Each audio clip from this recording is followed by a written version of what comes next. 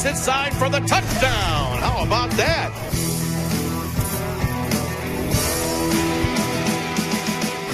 All wide open. He's going to go to the house. Touchdown. An awesome play, and he's still going.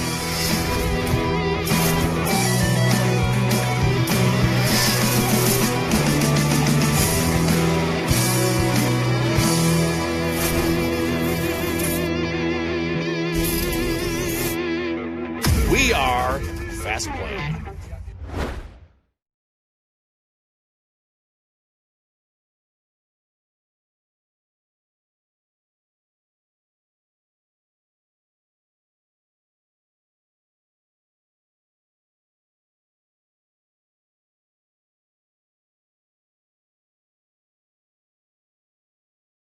We'll talk about both teams and what you can expect to see tonight soon. We're live here on Football Night, presented by FastPlaySports. Can't do the national anthem that early, can we? Are you a fan of exciting action, great sporting atmosphere, and good displays of sportsmanship? I am definitely a fan. High school sports, pure spirit, pure sport, pure entertainment value. Are you a fan of amazing spirit, incredible drama, and affordable ticket prices? I'm definitely a fan. High school sports, pure spirit, pure sport, pure entertainment value. I said we're live at Memorial Day. My father's father had two brothers and a sister. His older sister, Hazel, had married a man named Jim Yunker, and he was involved in the bottling business early on, as early as 1906 in Indianapolis, and he sold flavors. He would have had grape, cream soda, blood orange, ginger ale. In 1915, he got the franchise for Coca-Cola in Indianapolis.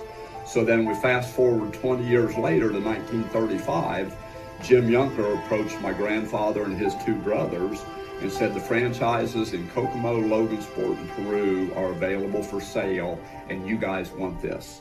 Trust me, you want to get in the Coca-Cola business. Welcome to Creative Financial Center. Our financial advisors look forward to serving you in the financial planning process. Creative Financial Center is the name of a building dedicated to providing individuals, families, businesses, and organizations with quality financial products and or services for the achievement of their goals and objectives through a network of associates committed to serving clients in a Christ-like manner by assisting them in the development of stewardship in their lives, believing that it profits a man nothing to gain the whole world and lose his soul. We look forward to seeing you.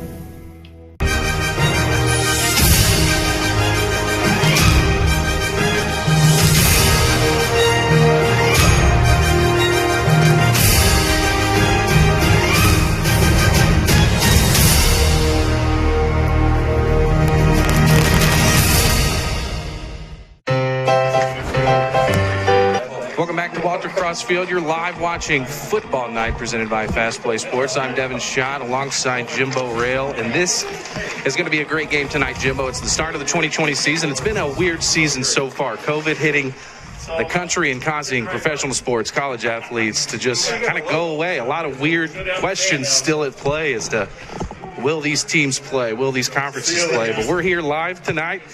Indiana high school football. We're going to play some football tonight, but this season's been a little bit different.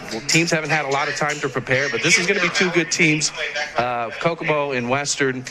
What do you expect to see tonight between? Well, you know, Kokomo, the reason they had to schedule the game for Saturday, from what I was told, that some of the players didn't have their 10 practices in. So, a couple cases of the Rona, had to, get these kids that were in the bubble. They couldn't practice for so long. So get them back, and I think it's great. The weather's great.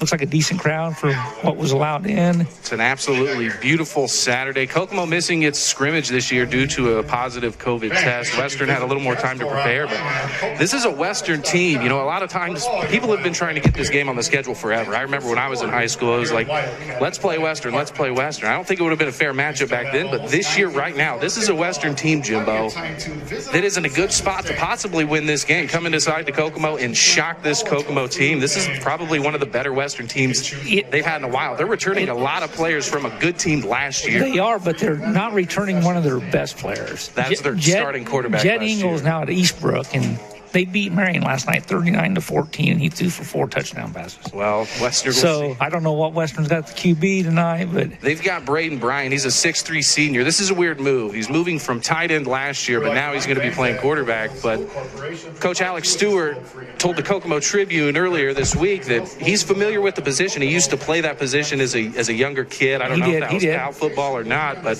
he's definitely not.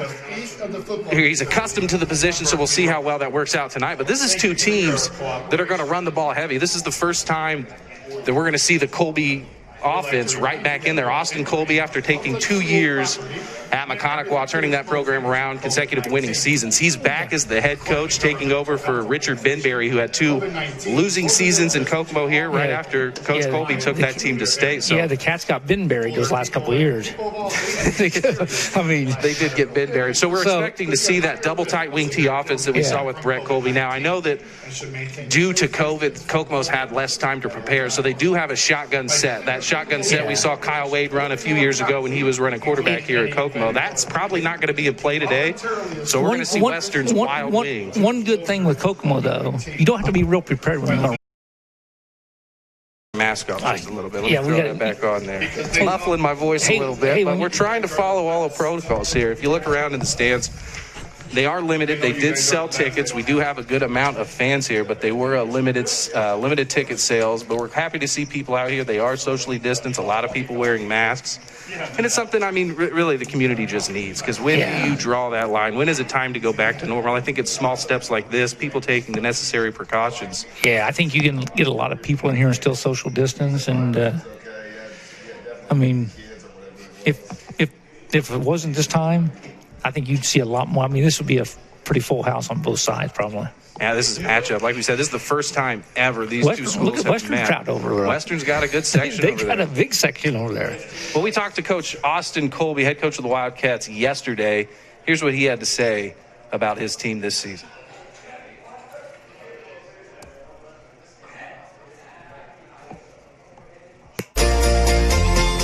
Hello, welcome to Button Motors. How can I help you?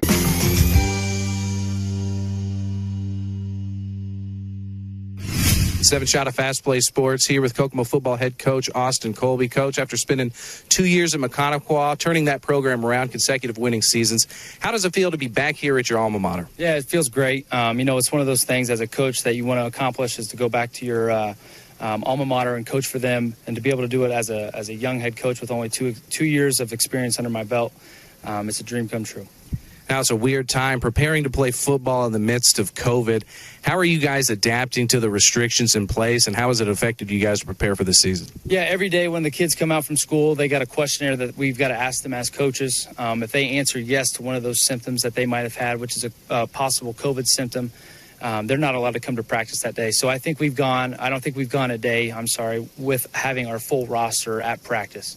And whether that be them due to them being exposed or answering yes to a question on the questionnaire, there are definitely challenges that we're facing this year that we definitely wouldn't have to on any given year. But we've done our best and taken advantage of the situation, and we're ready to go. And now we're expecting to see some form of that stereotypical double tight wing T offense, ground and pound, just eat the clock and run the ball. We know how important that offensive line is. What do you have this year? Are you guys ready to go up front? Yeah, we got a lot of seniors that are coming back from last year. Noah Smalley at right tight end, Sam Beatty at right tackle, Bronson Smith and Brooke Buffkin are the other two, mirroring them on the other side. Those are four great young men to build an offensive line around. Then we got Miles Lenore, Mitchell Van Horn at our two guards, and then Amir Cummings at center. To have 7 straight seniors across the offensive line doing what we do, obviously we should be able to run the football on anybody, but by the time the tournament comes around, we should be ready to roll. Now, another player people are hearing a lot about already is Evan Barker, a young quarterback that you guys are expecting to start. How is having him behind center opening up your playbook this year? Yeah, Evan's a great kid, very good leader, does a great job of taking control of the huddle. Throws a great ball, spins it really good, and with what we do offensively, we're definitely a threat to throw the ball as well. And you might not think we are with what we do on offense and how tight we are, but we got a lot of athletes we can get the ball to in space and make it short, quick throws, and a 2-yard pass turns into a 60-yard gain, and that's the type of efficiency that we love to see out of our offense. Well, stay with us. We're just minutes away from kickoff. You're watching Football Night on Fast Play Sports. Thanks, Coach. Thanks.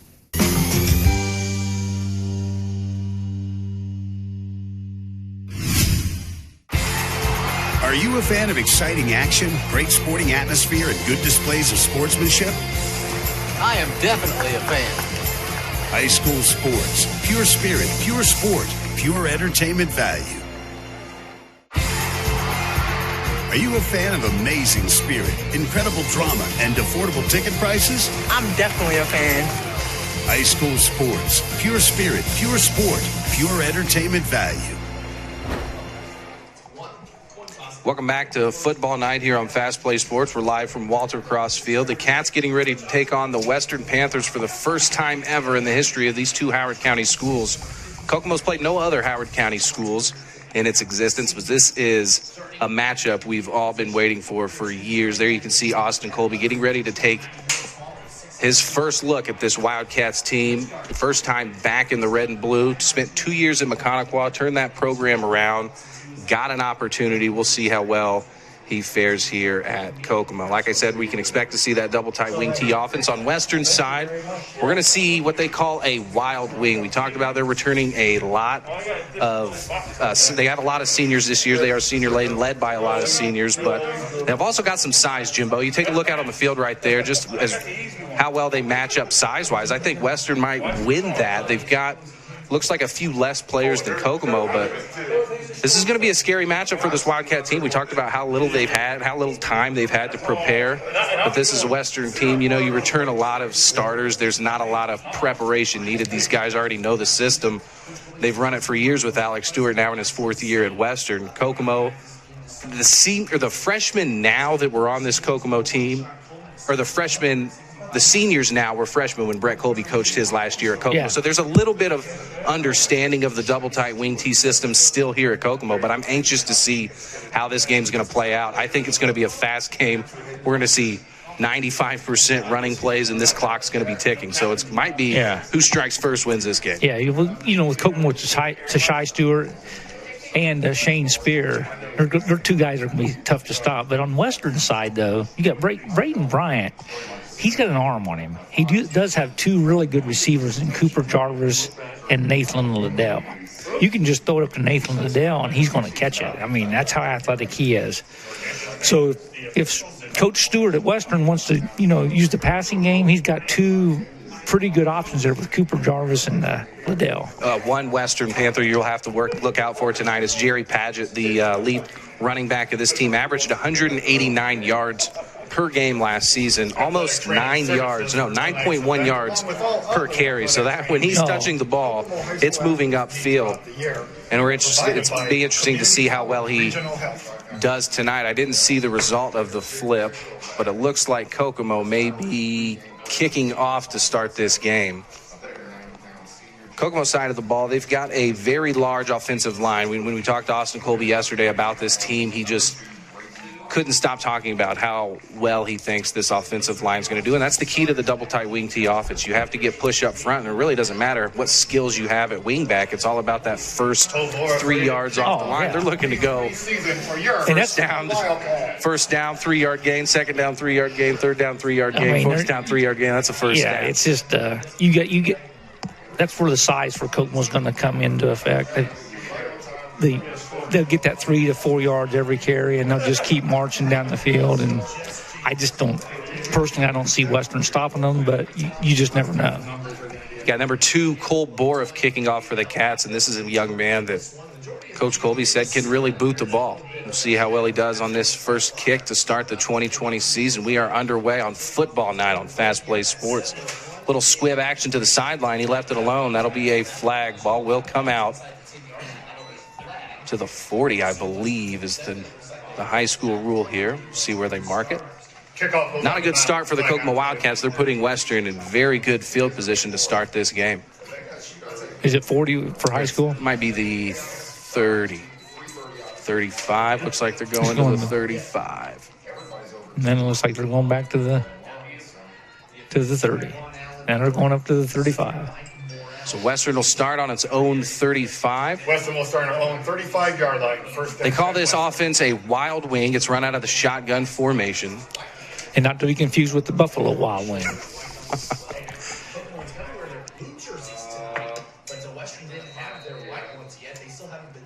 Looks like everyone on Western wearing the wristbands. Play calls probably coming in from the sidelines.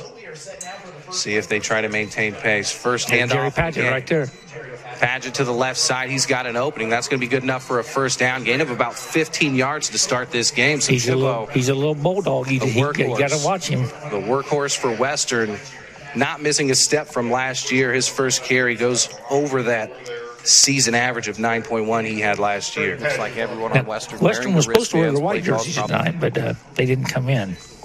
Did you know that? That is interesting. Yeah, Kokomo was going to wear. They were going to wear blue, but since Western didn't have their whites, they had to go with the white for Kokomo. Handoff back to Padgett. This one up the middle, stuffed after a gain of a couple. So Kokomo defense gains its footing and stops Western on first down to just a short gain. Yeah, Stewart going up the middle is not going to. Against Kokomo, he's going to have to go around that end and get his yards that way. Now, Kokomo has a base 3-4 look, but right now it looks like they've got 5 guys on the line of scrimmage. 2 linebackers walked up on the edges. A lot of time to throw. That's going to be an offensive interference there. I agree with that call right there. We'll see what the official ruling is, but I saw a push-off from number 1, Cooper Jarvis, the intended target on that one. Initially, it looked like he threw into 3 guys. I thought it was going to be a tough one there. Guys I on thought the it was line going to get picked off, to be honest with you. 2 linebackers call it on the offense. Jimbo, good call there. So that'll be linebacker. That should be a 15-yard. Is that a 15-yard? Braden Bryant just really underthrowing Jarvis there, and not a really bad play right there, because if you don't OPI right there, he possibly intercepts that pass. So the result of the result could have been a lot of yards, because that whole left side was wide open. Puts Western in a bad spot, back on its own side of the field, second down and forever. Calling out about 22 yards. Second down, Western. It doesn't look like they're huddling up calling the play. It seems like everything's coming from those wristbands.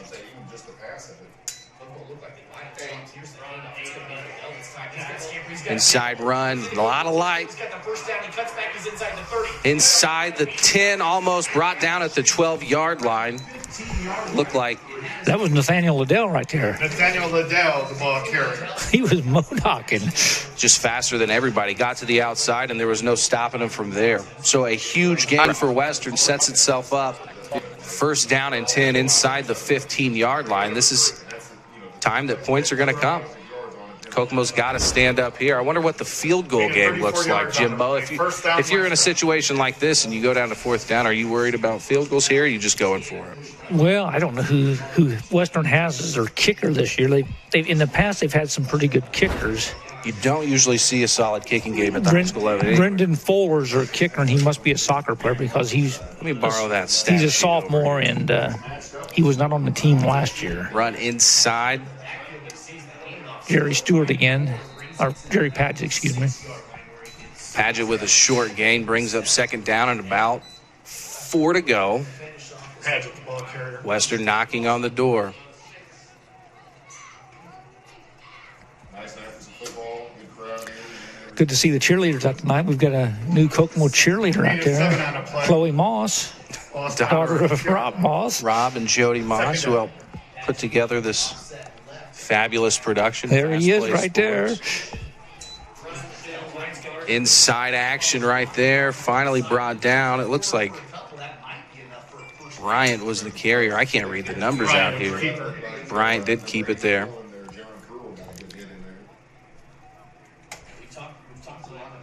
See if it was good enough for a first down. It's going to be close. Maybe need a measurement here, and it looks like they are going to call time, bring out the sticks to see if this is a first down.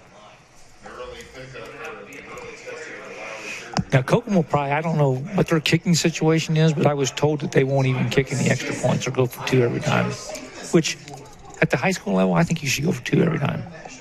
Why not just make it a rule? I've seen a lot of schools that just don't trust their... You get 3 out of 4 on the carry. What seems like an easy goal to accomplish at the pro level, Jimbo, not necessarily the case at high school. You think about the snap, the hold, and the kick. That's a lot of factors at play. In high school, I would go for 2 every single time. So they are going to call it a first down. It'll be first and goal. Western inside its own 5. First down and goal for Western. Again, the quarterback Ryan's going to be in the shotgun here. Ryan takes the snap, looks handed off, and he stuffed at the line of scrimmage. Paget got smoked on that one. Paget brought down for behind the line of scrimmage for the first time this game. Good stand by Kokomo's defense. This Kokomo defense led by that 3-man front, Bryson Shoemaker, Tyrese Tucker. Also got Noah Smalley, Sam Beatty. Smalley and Beatty, guys that... Smalley's about 6'7" now. He's a big boy. Smalley is a big guy. You're going to see him play the right tight end position, and that's a position I played, Jimbo. I'd like to see Kokomo maybe air it out to him. Give him a little waggle action on this day. Did you get very many passes from TJ when you played? Not many. That's going to be a score for Western. Bryant taking it in, faking the handoff, and walking across the goal line from 3 yards out, and that's going to be the first points of the game. Western leading 6-0 here at Walter Cross Field early. They're going for the kick on the extra point. Bringing Fuller's out there to get the kick in for him. Bryant going to be the holder. I can't see the numbers are hard to read on these Western jerseys. Looks like 19. Not on the roster. Not on the roster, but I think it's Brendan Fuller, but...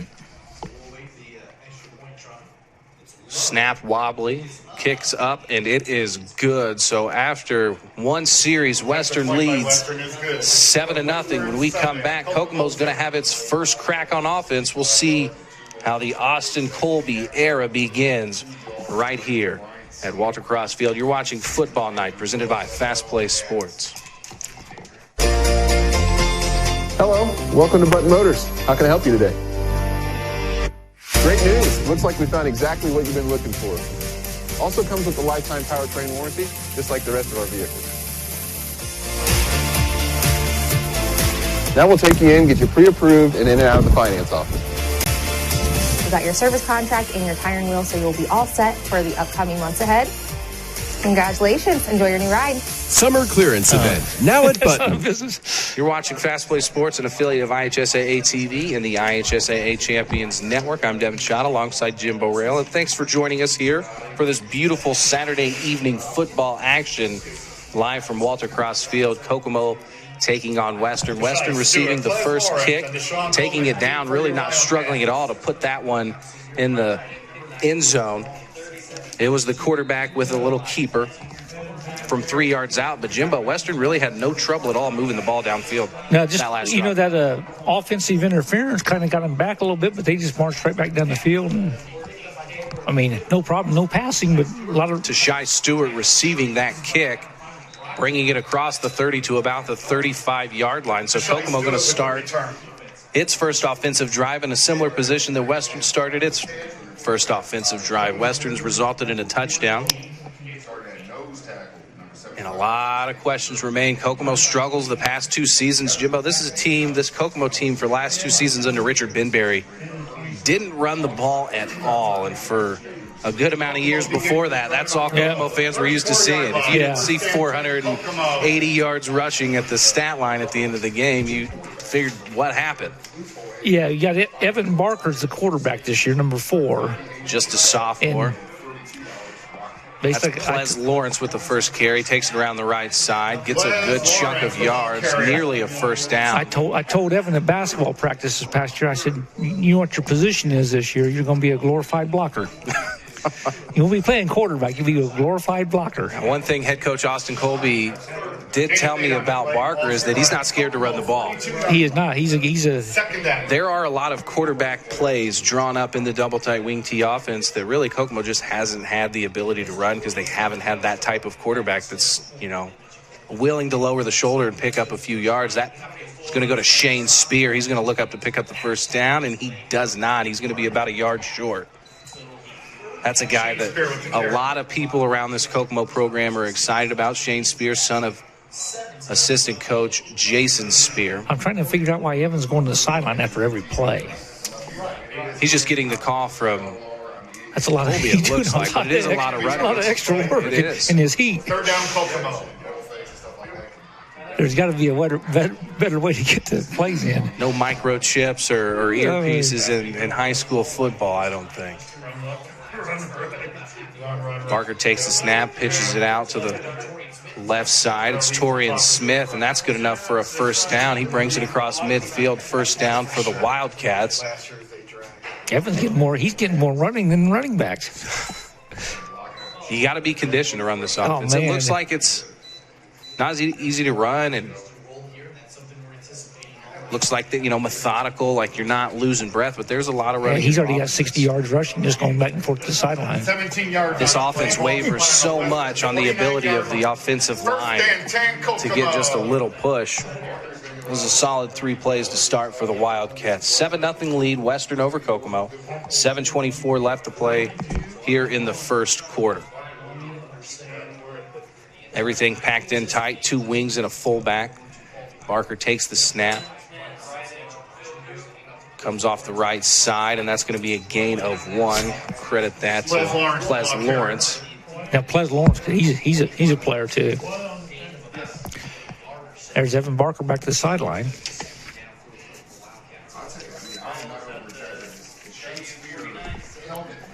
No gain on the play. Second down.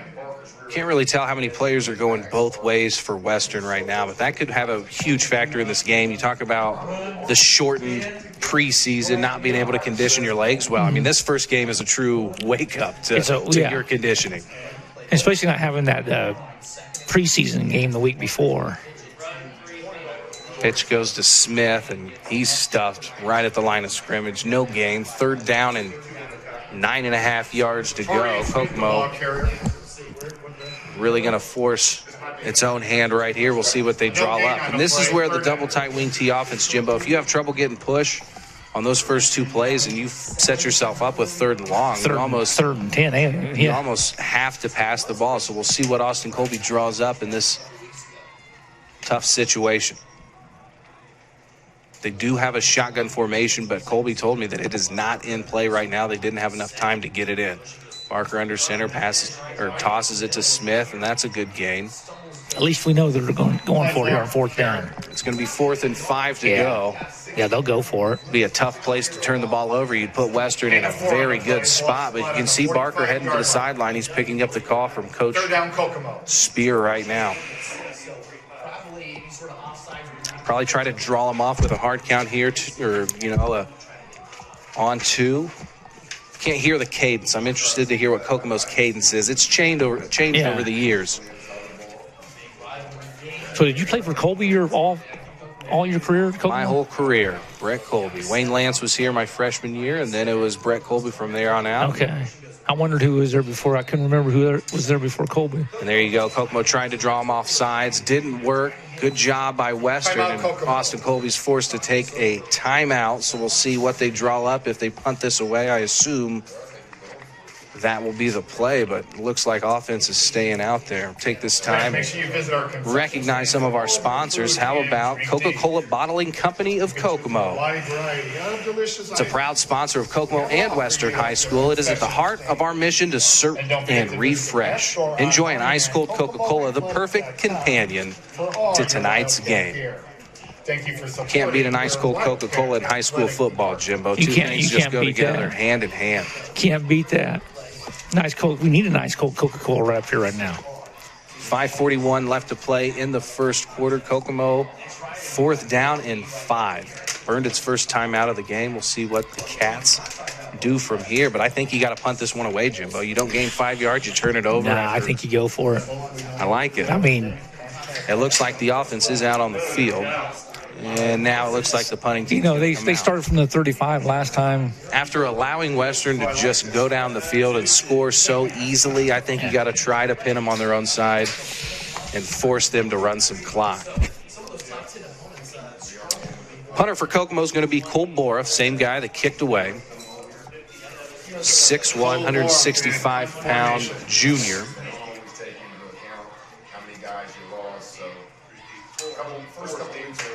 Boroff almost mishandles the snap. Low line drive kick to about the 10, fielded. Kokomo's punt team right there, but a flag comes out. Might be a face mask from where it's at. Flag on the return. Or it might be a hold. You can see the official talking to a Western player, maybe a block in the back. That'd be half the distance to the goal from there. We'll see. Yeah, it's against Western. It is. Oh, Alex Watkins, 32. Hard to read Western's numbers, but those are some nice-looking uniforms, Jimbo. They've got some nice all-black look. Yeah. Black and silver. I'm a Raiders guy, so yeah. I gotta say that I like that. Is that the Las Vegas? What are they now? Las Vegas Raiders. What were they last year? Oakland or LA? They just move around every year. Lost on Western, 15-yard line, first and 10 Western. You think a lot of the Baltimore Colts fans are Indianapolis Colts fans now? I doubt it. But you gonna stay a Raiders fan even though they go to Vegas? Of course, for life, Jimbo. Okay, for life. Raiders for life. Brian in the shotgun for Western. And it looks like... What we got here? Not sure what I never saw the ball even hiked. We got a replay on that? I'm going to call it a false start against Western. Here we go. We got the replay right here. Could be on the center. If you pick up the ball just a little bit and set it back down. That might be what happened. After the penalty, the ball spot on the Western 10-yard line. I think you just call false start on the entire Western offensive line and call that one a day. Not sure.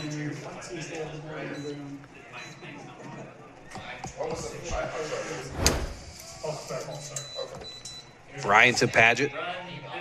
Paget cutting back inside. Good gain right there on first down and long. He's going to set up second down and about. He got about 11. He got about 11 of them back right there. So Paget wasting no time, getting right back into midseason form. Had a phenomenal year last year, leading rusher for this Western team, a guy they leaned on heavily to produce. 21-yard line, second down. This Western offensive line led by Braden Erb, 6'1", 285 pounds. That's a lot of man leading the way for a solid running back. And he's fast, too. He went from Stewart to Paget in 2.5 years. Paget again trying to go around the right side. He's still stumbling around, stays on his feet, crosses the 40. Finally brought down by 24-yard pickup right there. So Western right back to moving the sticks with ease. They lead 7-0, 4:30 left to play here in the first quarter. Western threatening to go up 2 scores. Kokomo's got to draw something up defensively here to stop the run game. We may not see 5 passes this whole game. That's all right. I like when the clock He's moves. still going around. He was right there, Paget, to just absorb the contact. He was falling all over, stayed on his feet. 14 yards after the contact. That's what makes this guy great. In the shotgun again, Brian to Paget. That's a reverse action. To Liddell. He's gone. One man to beat. Liddell's inside the 10, right in the pylon. That's a touchdown Western. They lead 2 scores here at Walter Cross Field. And Jimbo, I told you, this Western team, this is the year for Western. They return a lot of players, and you can just tell the difference right now. Kokomo doesn't know what hit it early in this game. Take another look here, the reverse. Cuts inside, beats one man, and just no one else. One man to beat. Liddell's within 5 yards of him. Liddell getting little. Touchdown Western. Second score, Western up 13-0. PAT pending here. The nameless kicker. Kick is up. Looks like it was right inside that left beam, and it was. He's got some distance on those kicks, too. So after midway through late through the first, Western leads 14-0. 4:11 left to play here in the first. We'll see if Kokomo can respond. They desperately need some points on this next drive. You're watching Football Night on Fast Play Sports.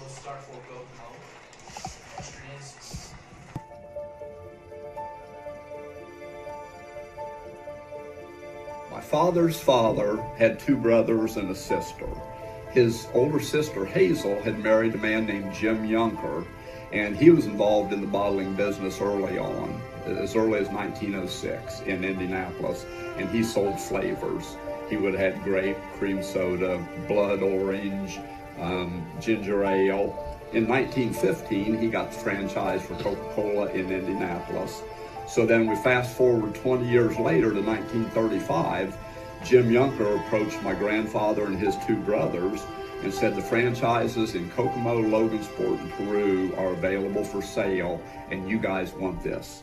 Trust me, you want to get in the Coca-Cola business. Welcome back to Walter Cross Field. You're watching Football Night here on Fast Play Sports. Western scoring on consecutive drives, 14-0 lead over Kokomo as the Panthers kick away. Kokomo getting its second crack here on offense. Shai Stewart fielding that around the 20. He's got a little space on the outside, nearly brought down, spin move. Nice job getting out of bounds around the 40. That's a good pickup by Shai Stewart. A guy many people around Kokomo may know, be familiar with in the basketball realm of things. Pretty solid basketball player. 25 yards on the return.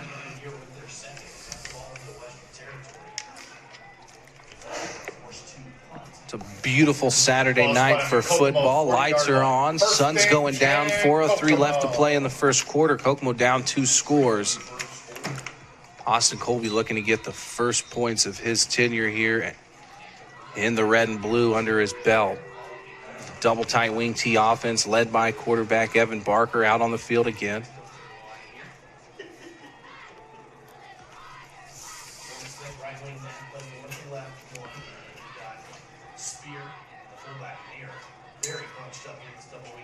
It's going to be Torian Smith receiving the pitch around the right side. That's going to be a pickup of about 6 yards. So a second and short coming up for the Wildcats, and that's the pickup you have to have in this offense on first down. You do. Now, you played for Colby. Now, if you had like a Drew Brees caliber quarterback, would he still run this offense, or would he go with what he's got?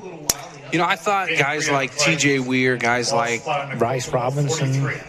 Robinson was kind of on his way out during Colby when Colby came in. But he was, you know. You think like Kyle Wades. I mean, those are good quarterbacks, guys that can throw the ball. And now, Kyle Wade, senior year, we adapted another facet to the offense, you know, the shotgun formation. We spread things out. And this Kokomo team is going to do that as well. But this is its base. This is their foundation. This is what they need to know best.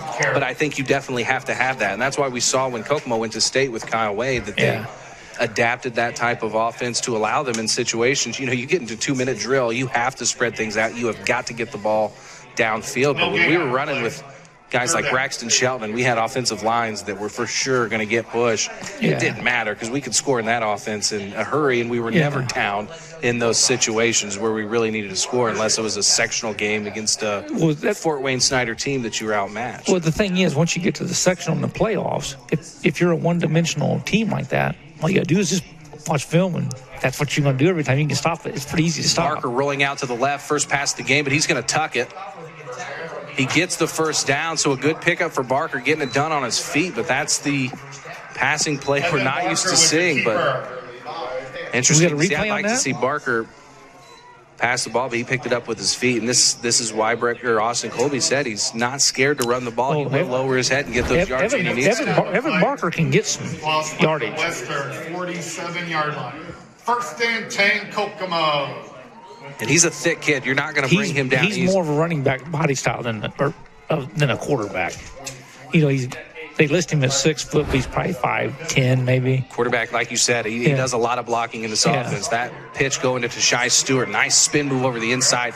That's going to be good enough for a first down. So a solid pickup from Shai Stewart. The wings getting it done. That's what I call the double spin right there. He spun one, spun twice, picked up about 3 or 4 more. So a nice running back by committee thing going on by the Wildcats right now. We've seen Torian Smith. We've seen Ples Lawrence. We've seen Shai Stewart. Here he goes. Watch his double spin right here. There's 1 spin.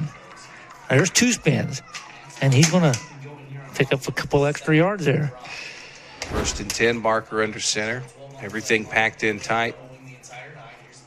To Shai again. To Stewart again. He's around the left side. And he lowers his head and pummels forward for about a pickup of 5 yards.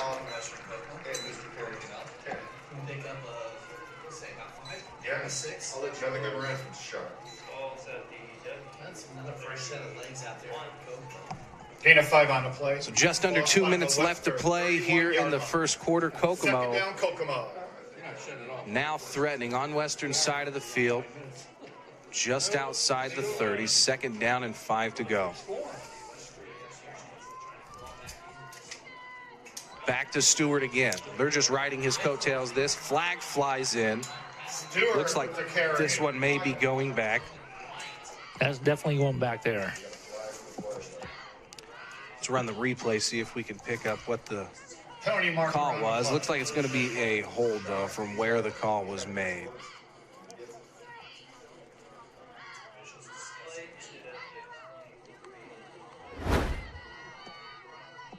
Take another look. It's going to be on Western. What did they call?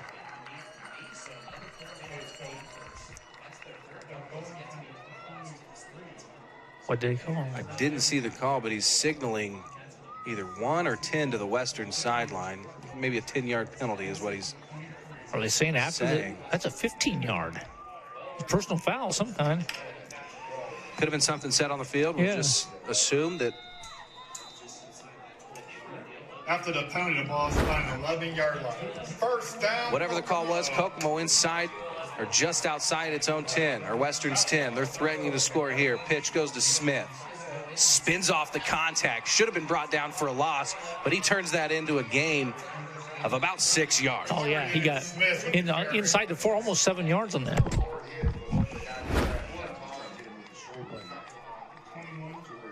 Watch Smith get hit at the line of scrimmage right here. 2 guys on him, just spins right out of it all and then picks up 4 more after that. Solid run from the young man. And Western just sent a guy in that 5-yard line. looked massive. Look at this, 6'8", 330 pounds. Dan Marley, number 75 for the Panthers. Marley man. That guy came out onto the field just looking like a grown man. Not to be confused with Bob.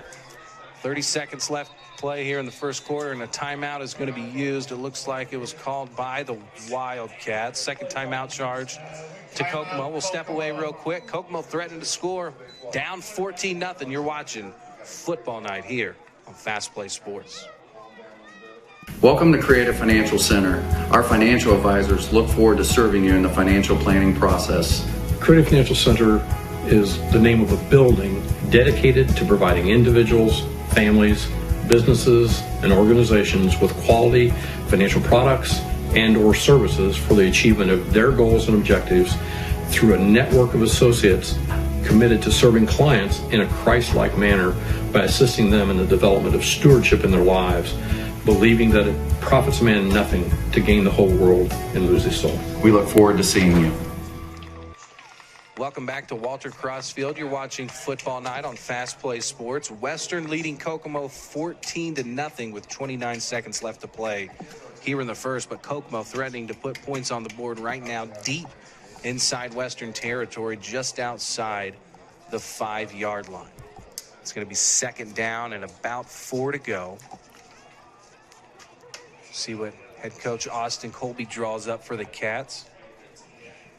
Devin Schott alongside Jimbo Rail. Jimbo, I was telling you, I think the Kokomo should surprise Western with a little pass right here. A little tight end, maybe Noah Smalley. He's got a giant target, Noah Smalley. Barker didn't throw a pass earlier, but dropped back to pass and then tucked it and ran for a good game. Yeah, I think that would be a good play, but I doubt you're going to see that. Big fullback in Shane Spear, a sophomore. We'll see if they hand it to him, but no, it's going to go to Ples Lawrence. We saw Ples in that initial offensive drive, but Torian Smith and Tashai Stewart have been the 2 wingbacks since, but there's another taste of Ples right there. Picks up a little chunk. It's going to be third down and half a yard to go to pick up the first. So you'll probably see consecutive running plays right here. Looks like a time taken by the officials. Trying to reset the ball. Now we're ready to go. Clock's rolling. It's going to be the last play of the quarter right here. Try to just draw them off sides and pick up the first down. No, they're going to tuck it. Barker goes himself, and he's brought down behind the line. That's going to bring up 4th down and short But that's the end of the first quarter, so we'll have to step away and bring you back for the result of this drive. I'm surprised Kokomo ran a play before the end of the first right there. I thought Kokomo maybe would try to draw them off sides, but that does it for 1 quarter of play. When we come back, second quarter, Kokomo trailing Western 14-0 here on Football Night.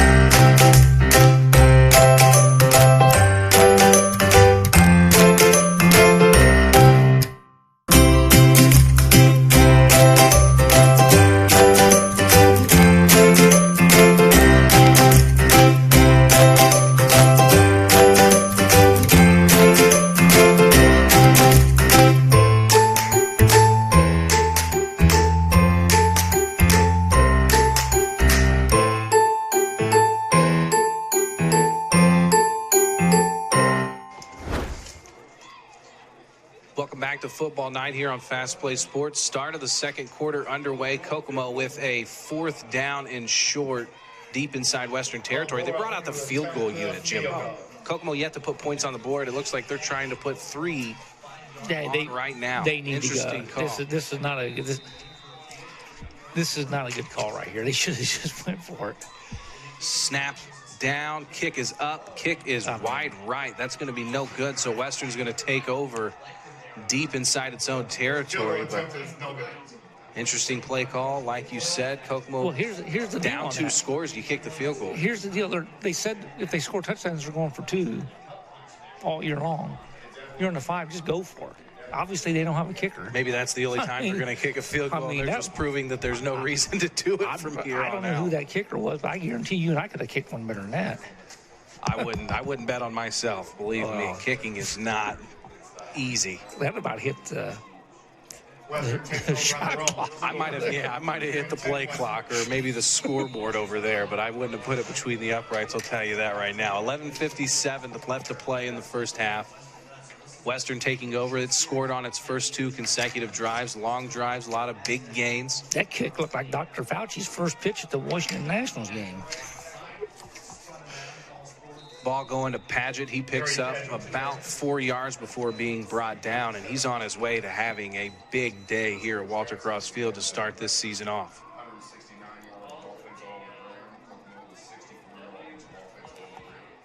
First half stats, Paget 62 yards, 61 yards, had a 23-yard gain. Liddell's already has 101 yards on the ground.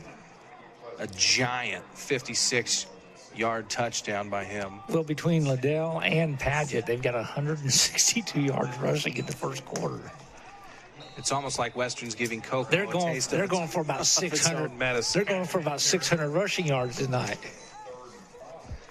Over under for the amount of pass attempts was set at 1.5. Jimbo, did you take it? No, the line I got was on DraftKings was 5. 25.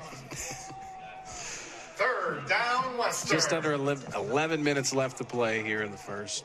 And a nice text from Alex Engel, Jed Engel's dad. He said, you and I are doing a really good job. I heard. He's watching us on Fast Play. I heard he had a tremendous game at Eastbrook yesterday. Yeah. Western definitely not missing him too much. It's all about the run game right now. Western trying to draw Kokomo off sides, not working. Western will take a timeout. We'll take this time to recognize another one of our sponsors. How about Button Dodge Chrysler Jeep Ram, one of Indiana's biggest and best Dodge Chrysler Jeep Ram dealerships. In fact, Fast Play Sports is powered by Button Dodge, Hemi powered to be exact. It's time to put a Button Dodge in your garage. Find out more at buttondodge.com. Also, the City of Kokomo, proud sponsor of Fast Play Sports. The City of Kokomo is a beautiful town with a myriad of community events and community activities. From the free bike rental to the trails through the summer concert series, Kokomo offers something for the whole family. So Brayton, cityofkokomo.org. Go ahead. Brayton Bryant did throw a pass. So since it was offensive pass interference, does that not count as a pass attempt? You know, Jimbo, Because I'm it was not sure. incomplete. Yeah, I would say that it does, but They've got it down here as no attempts. So. I don't question Terry Downham and the stat crew here. You don't have to Terry Downham stat. You talk about one of the most thorough stat crews in high school, really probably in the state of Indiana.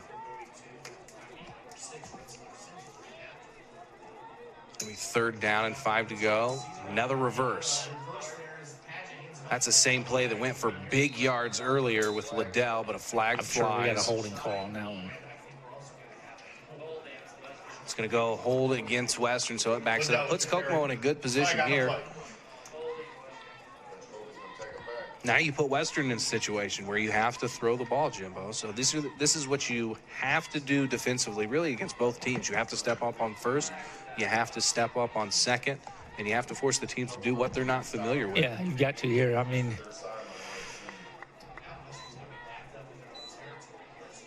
this is a big... It's going to create a 3rd down and about 14 to go.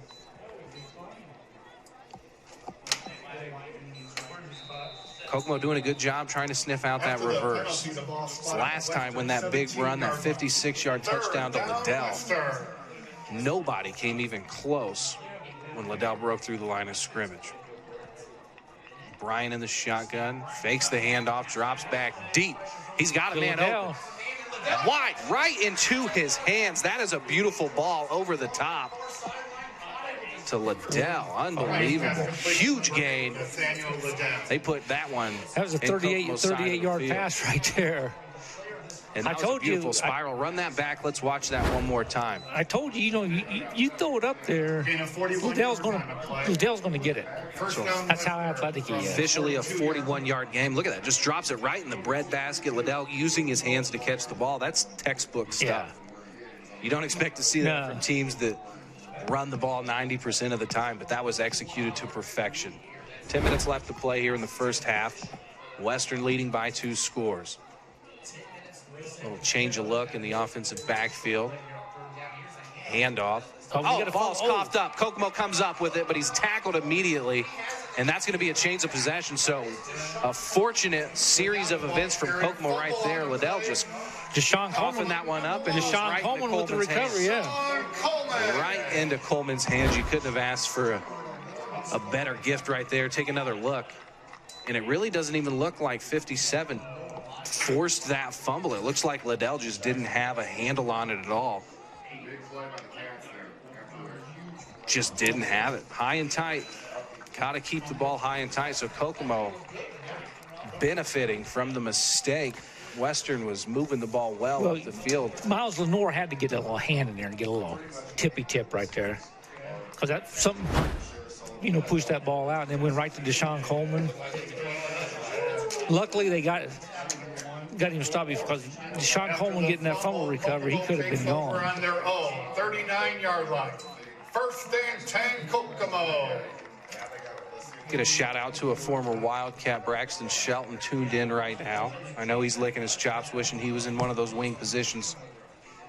He'd change this game dramatically, I tell you, if he was padded up right now. We got the first pass from Kokomo. Dumped off, looks like Spears, the recipient of that, and he's going to move the ball upfield across Western's 40.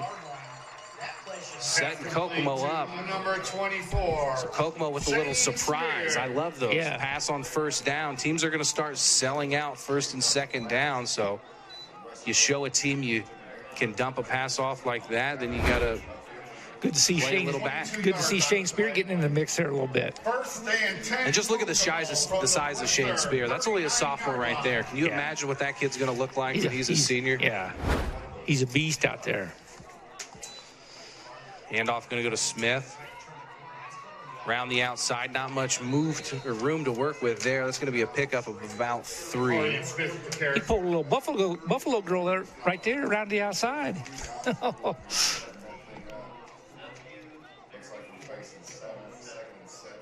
I see down here to the left sitting in the bandstand. Who do you see, Jimbo? The man, Herman Fowler. Herman Fowler. You see Herman down there, way to the left? I do. Kokomo football legend. Former Indiana Hoosier as well. Herm was a multi-sport superstar. Yeah, he was. Barker under center. And they're going to pass again. Right back to Spear, dump off. Spear looking to spin. He does. And he's brought down by 3 Western defenders. I call that after a pickup. I call that the D-double-O dip pass, the doo-doo dip. Just a little. Kokomo refresh replay. Look at that. Gain of 4 on the play. That is a big guy, but Barker probably just kept that ball and gained the same amount of yards. He probably would have. 3-yard line. He wanted to get some passing yards. 3rd down, about 4 to go here for the Cats.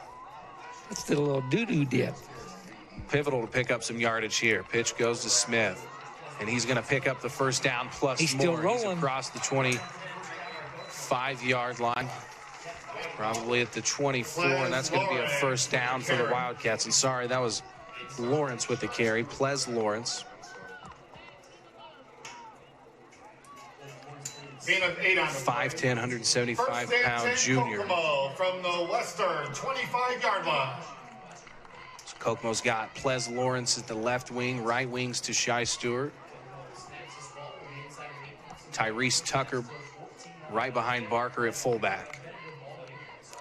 Ples Lawrence in motion. He receives the pitch. He's around the outside. Almost inside the 10. He's going to be pushed out at about the 11.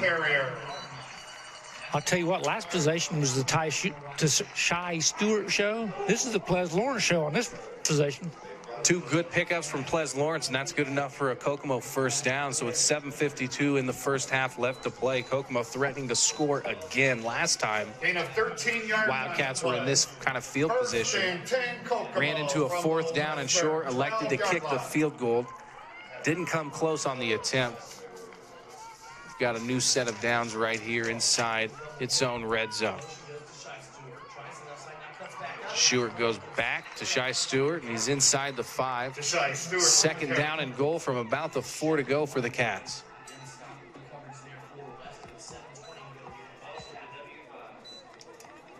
Gain of 7 on the play. 2nd down Kokomo from the 5-yard line.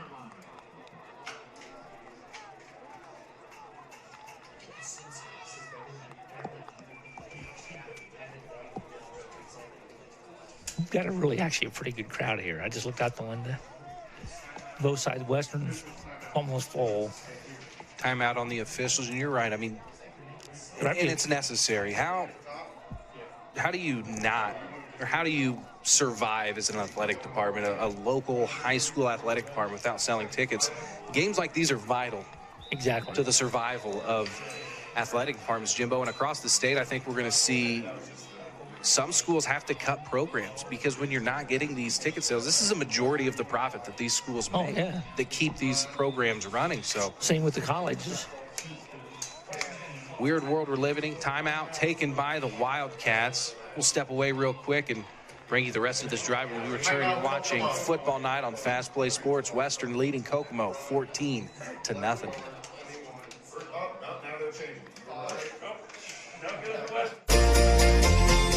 Hello, welcome to Button Motors. How can I help you today? Great news. Looks like we found exactly what you've been looking for. Also comes with a lifetime powertrain warranty, just like the rest of our vehicles. Now we'll take you in, get you pre-approved, and in and out of the finance office. You got your service contract and your tire and wheel, so you'll be all set for the upcoming months ahead. Congratulations. Enjoy your new ride. Summer clearance event, now at Button. Welcome back to Walter Cross Field. You're watching Football Night here on Fast Play Sports. Western leading 14-0. Kokomo deep inside Western's territory in the red zone. A chance to score, 2nd down, and they've got a first down opportunity. 2nd and about 3. Probably see nothing but run plays here. Kokomo trying to score its first points of the game. Trailing Western 14-0. 6:48 left to play here in the first half.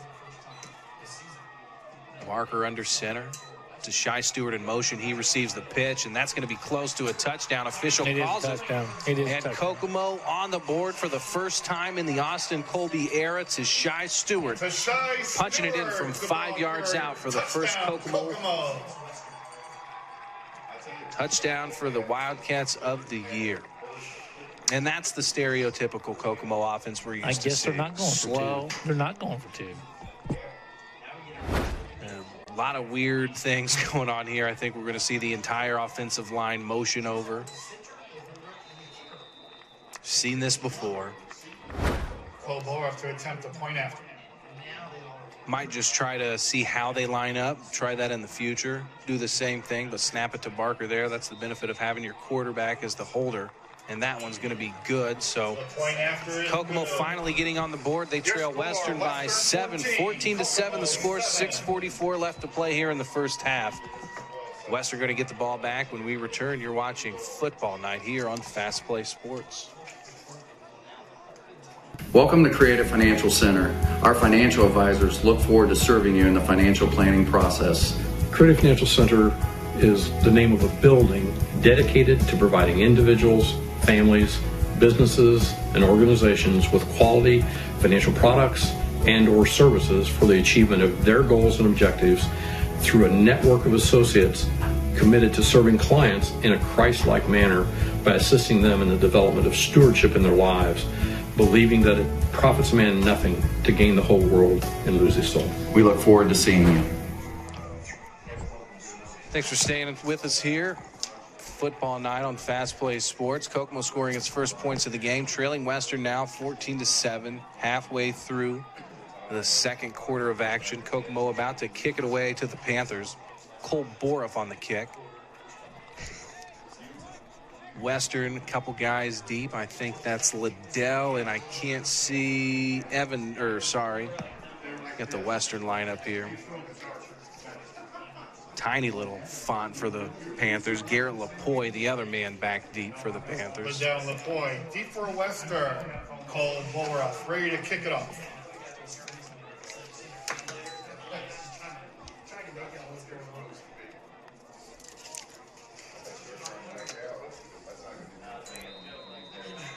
It's going to be a good game. A lot going to be decided on this drive, I think. Kokomo needing a stop. They've had trouble stopping Western, really, besides a Liddell fumble that just ended up in Kokomo's hands. Western's dominated this game so far. Caught clean by Liddell. Got a little space to work with, still on his feet, shaking 2 tackles, 3 tackles, still across the 50. What a return by Liddell. He's having a day right now, giving Kokomo all types of trouble on special teams, offense, everything. They just can't stop him. The man's unstoppable tonight.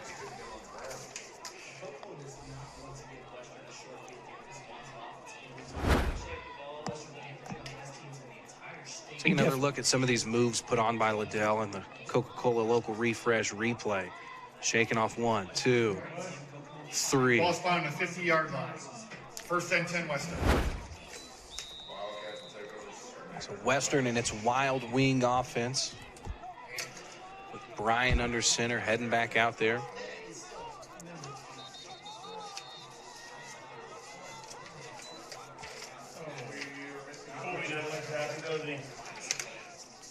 Timeout Kokomo. Timeout taken by the Cats. Colby's upset about something down there. Yeah, it looks like Austin Colby was frustrated with. What's Dre down there doing? 84. That's my guy right there, Dre Kirby, number 84.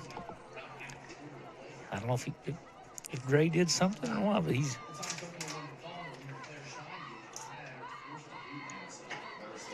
Early in the season, a lot of things you got to get used to. Jimbo, I remember the first game of the season for me, and that was, in the circumstances that COVID wasn't around, so you didn't have to worry about all that. I mean, this is literally a shortened preseason. These guys have only had like a few weeks together really working on preparing for this game, but this game was always the worst. You wake up on a Saturday morning, but it'll be a Sunday morning for these guys, and you're just in another realm of hurt.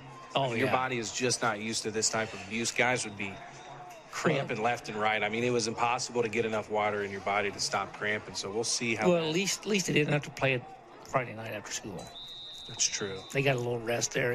Play on Saturday, rest up a little bit. Ryan in the shotgun, takes the snap, hands it to Paget. There he goes. Wide. Nobody touches him as he goes through the middle all the way to the end zone, nearly a 50-yard touchdown. I don't know. He kind of reminds me of That was easy. Barely any time off the clock. You remember the A-Train? Mike Allstott? I do remember Mike Allstott. That's the baby Allstott right there.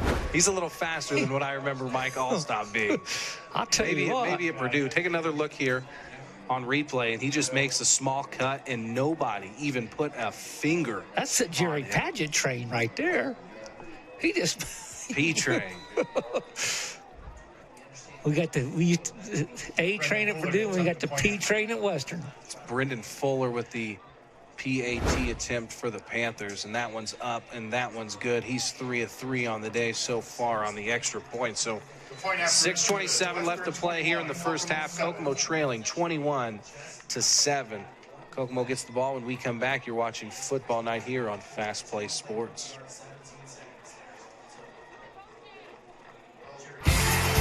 Are you a fan of exciting action, great sporting atmosphere, and good displays of sportsmanship? I am definitely a fan. High school sports, pure spirit, pure sport, pure entertainment value. Are you a fan of amazing spirit, incredible drama, and affordable ticket prices? I'm definitely a fan. High school sports, pure spirit, pure sport, pure entertainment value.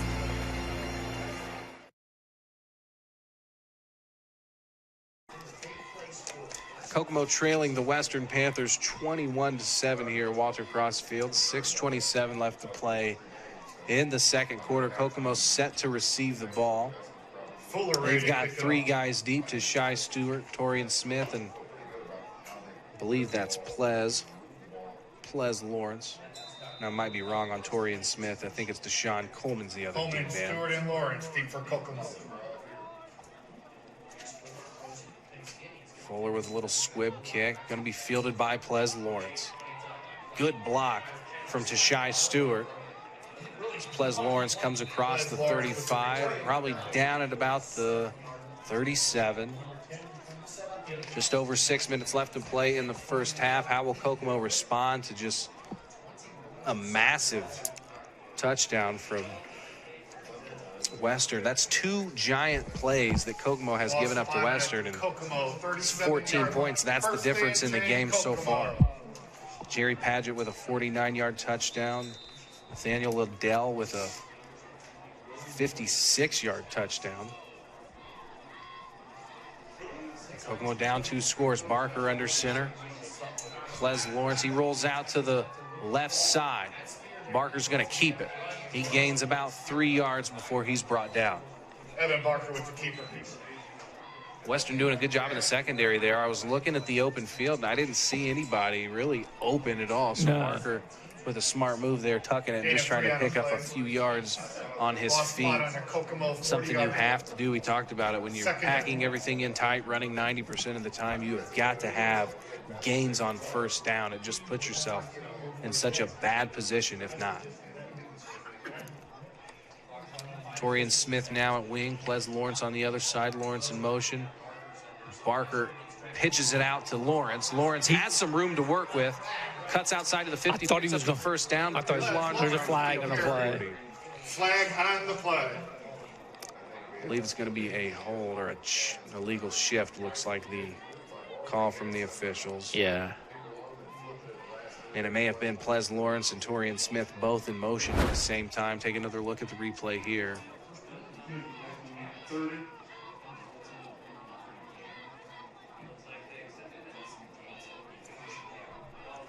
So they'll back this one up, putting Kokomo in a bad spot. 2nd down and long. Call it 2nd down and 12 to go. 5:32 left to play here in the first half. Ball spotted on the 35.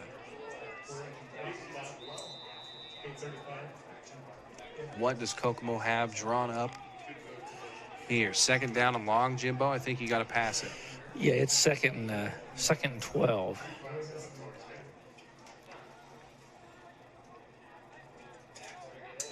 Lawrence in motion, and that's just going to be some counter action. Smith gets it, and when I say pass it, Austin Corby does the opposite. Hands it off on a counter action. Torian Smith gains about 10 yards. It's going to be 3rd down and 2 or 3 to go. And the spot puts it short of that. Well, about 4 yards to go here. Innovate on the play.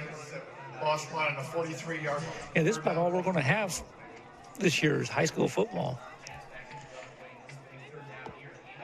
Shane Spear gets the handoff, and that's going to be short of the stick. So it's going to be 4th down and 2. Kokomo on its own side of the field. They elected to punt in a similar situation early in the first quarter. Do they go back to a down 2 scores right here? I think you have to go for it, Jimbo. Maybe try to draw them offsides at this point, first. With 4 minutes to go in the half, you've got to pick up the first down. Put points on the board. Kokomo kicked to start the game, so they'll receive the ball at the second half. Barker under center. Pitches it. Smith gets the first down, and that's a big pickup for Kokomo. Smith. He was down. He was down, but you get in trouble holding that ball out, trying to get the extra yard. It's just I don't know what that was all about there. Why was he holding it out like that? I think he thought he was shy of the marker and was just trying to pick up that extra yards. 1st and 10 Kokomo from the Western 49-yard line. And that's a good pickup for a Kokomo team. Kokomo needed that. Hasn't run this offense in a few years. That's what you have to do. Torian Smith at right wing. And Barker's going to drop back to pass. Dumps it off to Shane Spear. Nowhere to go. Tries to shake off the defender, but brought down for a loss. Was there another flag? I thought I saw a flag. Is it the same thing as last time? Austin Colby talking to his young sophomore quarterback about that play. Looks a little frustrated. Flag on the play. Kokomo's got to get the ball downfield. That is a good play, but it's... What was the penalty? The same as last time?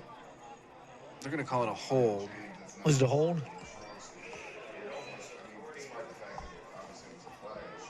So Kokomo's dropped back to pass about, 4 times this game. But every time they've elected just to dump it off to Shane Spear, or Barker's kept it on the ground after rolling out. First down, Kokomo.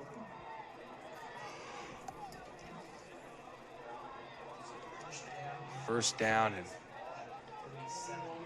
a very long way to go. Barker keeps it, cuts inside, jumps and loses the ball. Ball's out on the ground, and Western's going to recover it. It's going to be number 52. Can't see Carter Jarvis.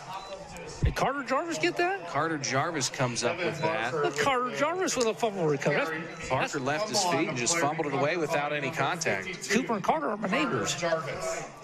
That's the hardest working man in Chippendale right there, Carter Jarvis. Take another look at the Coca-Cola local refresh replay. Barker just tries to get airborne, and that ball just not secured. And Jarvis, right place, right time. 45-yard line. First and 10 Western. Carter Jarvis. That's my guy right there. Western has a chance to really put this game out of reach with a score right here. Padgett with a carry. He's going to gain about 3 before being brought down. Clock ticking, 3.5 minutes left to play here in the first half. Western in no hurry. Don't want to give Kokomo another opportunity to score before the half gets. Gain of 4 on the play. The ball spot on the 49-yard line. Second down.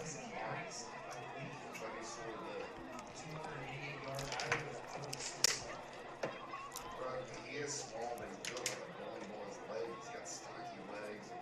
He's a hard guy to move. Second down and 6 to go. 3 minutes left to play here in the first half.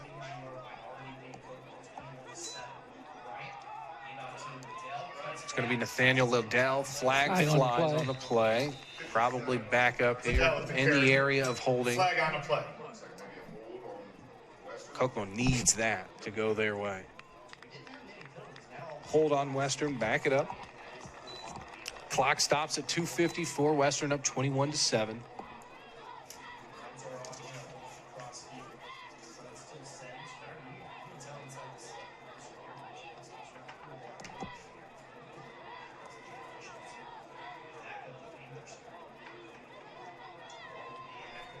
So Western's had a couple of plays that have went for giant gains earlier in this game. Can they do it again?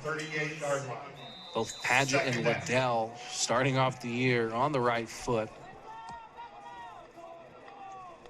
making their case to be all area players.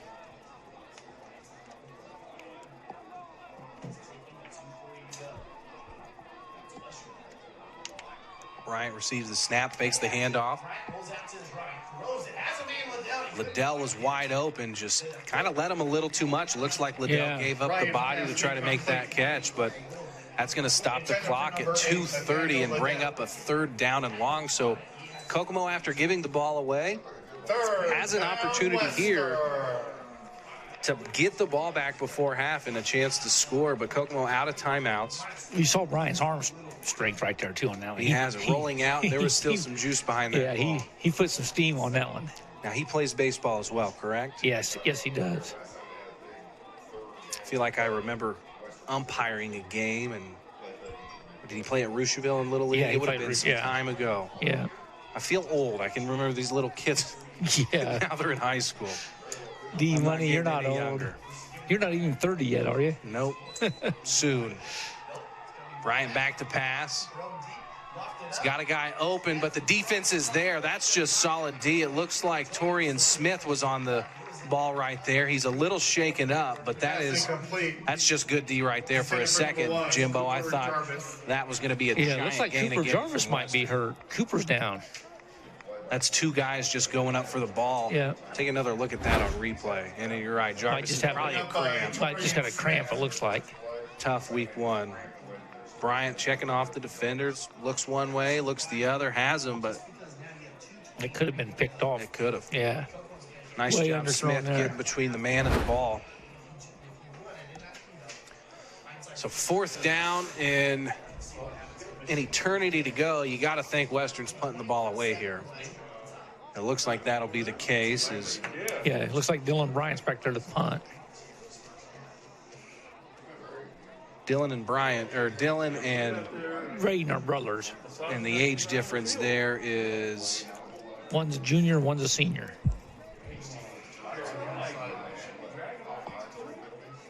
Again, Bryant played tight end for this Western team last year, making the move to quarterback, played quarterback in his younger years. But you wouldn't know that. I mean, he looks like he's handling the job very well. I wouldn't have been able to move from...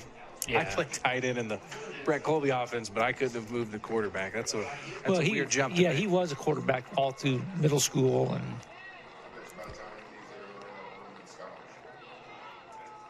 let's see what happened is once he got to the high school, he was behind Tyler Nepley. So...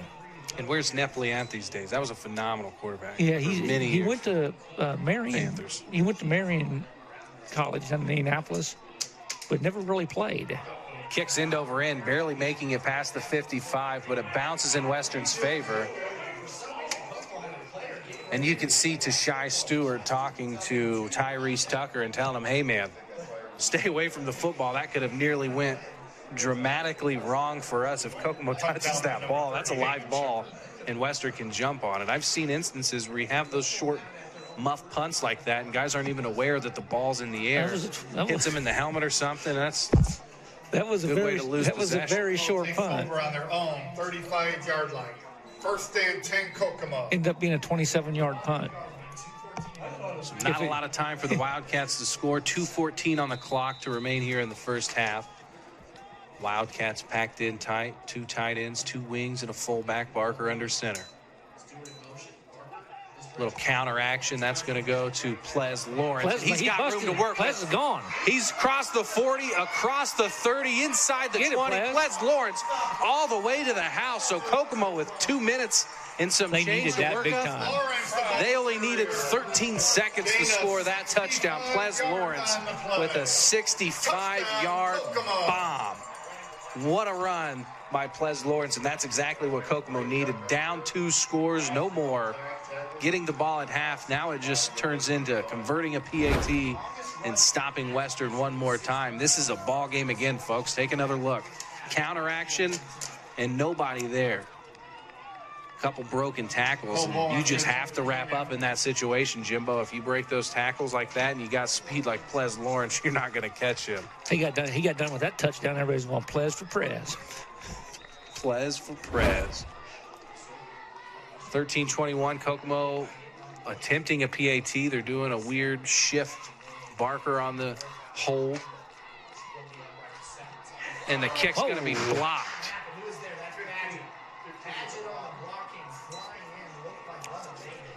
Is that the last time we see the Wildcats try a point after a field goal? I don't know. We were told that they're going to go for 2 all season long, and we were surprised to see the field goal units out on both. I think they need to be going for 2 every time. PATs and a field goal attempt for the Wildcats. So 1 PAT missed, 1 field goal attempt by the Wildcats. Now they're down 8. Surely they've got a soccer player at Kokomo can come out and do some kicking for them. Take some downtime. Recognize Brian Kossel of State Farm. Jimbo, you insured? Yeah, let me get Kossel on that one there. Tell the folks what Brian Kossel and his team do. Brian and his team are here to help individuals. They can manage the risk of everyday life. They can recover from the unexpected and realize their dreams. Brian Kossel State Farm is located at 2981 South Webb Street in Kokomo. Come give Brian or myself a call, and we can help you out. You mean I can call you if I need insurance? Yeah, you need to call me. What type of insurance we talking, Jimbo? Everything? Everything under the sun, whatever you need. Kokomo looking for a stop. Western looking for some insurance itself, Jimbo. Can you insure Western right here? Well, they've got 1:58 to score, and they've had a couple drives where they didn't need but a few seconds. We've seen giant touchdowns from Paget, as well as Lapoy and Liddell, deep for Western. Liddell, one of the guys back right now. Lapoy, the other one. Liddell on the left, Lapoy on bottom right. Neither in the screen right now, but both have had attempts to return. 1:58 left in the first half. And Borough no longer kicking off. That was old Jackson Cypher Barnes. Lapoy fields it, brings it across the 25. Breaks a couple tackles, but he's brought down right around the 33-yard line. 1:49 left for the Panthers to move the ball. Can Kokomo get a stop? We're going to find out. Jackson Cypher Barnes. 13-21 the score. Western returned by number 4. What's your plan of attack right here, Jimbo, if you're Western? You've had success moving the ball on the ground, but we've also seen a couple opportunities where they've aired it out, and they've had guys open downfield. 1 missed throw. Well, they're just going to run and just good defense. Just get this clock, run this clock down. Even though Kokomo gets the ball at half. Yeah, I mean, I don't think they're going to try to air it out here. I think they'll just run it, get the clock down, and go into halftime with the lead. Yeah, 3 wide for Western. Not their typical. And you can hear Brett Colby from above us in the press box screaming at the officials about something. Timeout, Western. Timeout taken by the Panthers. It's last timeout. I think Western's looking to air it out, Jim. I think they're trying to get down the field in a hurry. I think they're going to see how Kokomo lined up on that. Let's get one of our sponsors in here, Kevin Gerald. You know Kevin Gerald? Gerald Orthodontics. Oh, Gerald Orthodontics. Only one of the best in the business. Well, they've been serving orthodontics needs of Kokomo and Logansport for many, many years. Great ortho service, and they've got a great state-of-the-art facility. They got 2 locations, Kokomo and Logansport. Free consultation. Did you know this? Gerald Ortho is ahead of the curve. You go into his office, got the racing memorabilia. Multiple locations. It's going to be Paget on the carry. He's going to pick up about 3. Paget with the carry. Clock continues to run. Just over 1.5 minutes left to play here in the first half. 21-13 lead for the Panthers. Western trying to waste no time getting this play call in. Everyone looking down at the wristbands.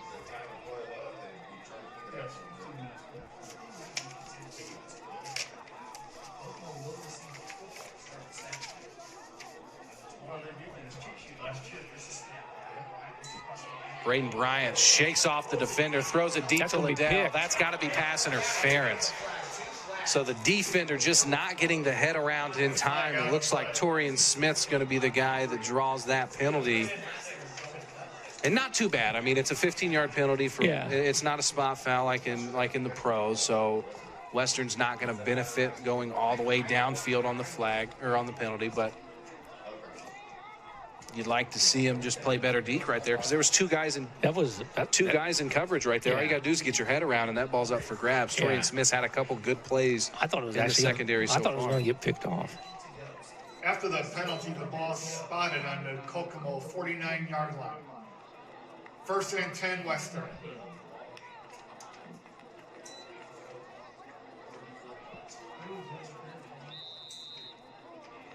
I believe that's a 10-yard penalty in high school, right?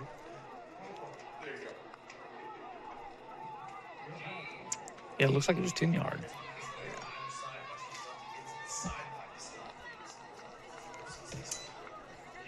Western on Kokomo's side of the field. Handoff to Liddell. He's brought down after a gain of 5. We're under a minute. 57 seconds and ticking. No timeouts left for either team. We'll see if Western tries to get something to the sideline here to stop the clock. Spot on the 44, 2nd down. Brian gets the snap, drops back to pass. Looks left. He's got Liddell again. Good defense. Did he catch that? He did. He brought it in with one hand after some contact from the defender. It was Kokomo's Jalen Cannon right there. Let's look at that at replay one more time. That was an interesting catch. I think he only had 1 foot in, but it looks like he brought it in with one hand as well. We're trying to get it as quickly as possible. Western with a quick offense. Clock stops for the chains, though, in high school football. 40 seconds left to play. That was a heck of a catch. We'll take a look at it when we can after this drive. Right now, Western threatening at Kokomo's 30. Brian in the shotgun, takes the snap, takes it himself, and there's a flag. It's probably going to be a hold in the backfield. It is a hold. It looked like Liddell brought it in, but he was brought down. This one's going back. Definitely clock stops at 32 seconds. So probably going to be Western 1st and 20 from the 40-yard line from here with just over 30 seconds left to play. Liddell's just everywhere. This guy is making plays. He's the real deal. All over the field right now. I mean, just like I told you at the start. You just throw it up. If he's there, he's going to probably catch the ball. After the penalty, the ball's 1st down and a very long way. Western at Kokomo's 43. In a better situation for Kokomo here, you just have to make sure that you don't let Liddell get behind you. Yeah.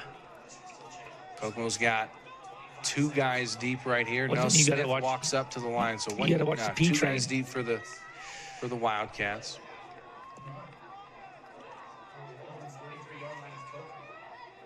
Paget on the lower half of your screen. He's in motion. Takes the handoff. And he's brought down from behind. That's a good job. Number 24 of the Wildcats. Should be the end of the half right there. And that'll do it for the first half here at Walter Cross Field. Western leading 21-13 over the Wildcats. We'll talk about halftime stats when we come back. Only a 15-minute halftime here tonight. We'll talk about everything you need to know at half. Thanks to Terry Downham and his stat crew. We'll be right back here on Fast Play Sports. You're watching Football Night. There is absolutely no smoking allowed on Kokomo High School premises. The nearest available location will be on the sidewalk area just east of the football facility on Berkeley Road. Thank you for your cooperation.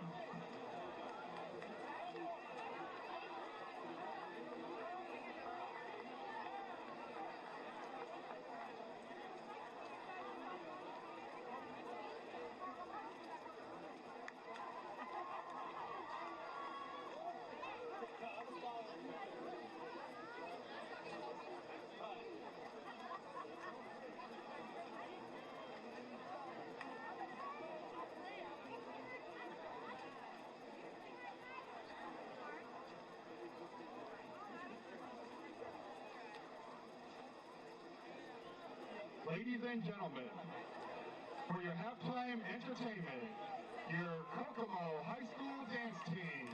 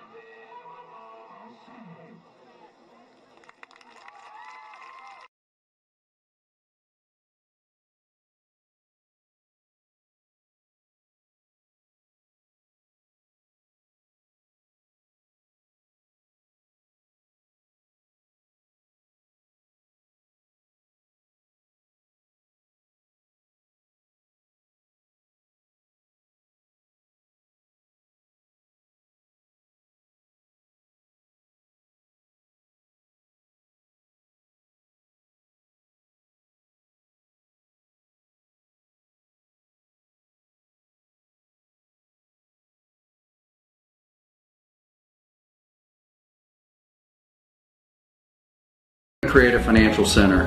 Our financial advisors look forward to serving you in the financial planning process. Creative Financial Center is the name of a building dedicated to providing individuals, families, businesses, and organizations with quality financial products and or services for the achievement of their goals and objectives through a network of associates committed to serving clients in a Christ-like manner by assisting them in the development of stewardship in their lives, believing that it profits man nothing to gain the whole world and lose his soul. We look forward to seeing you.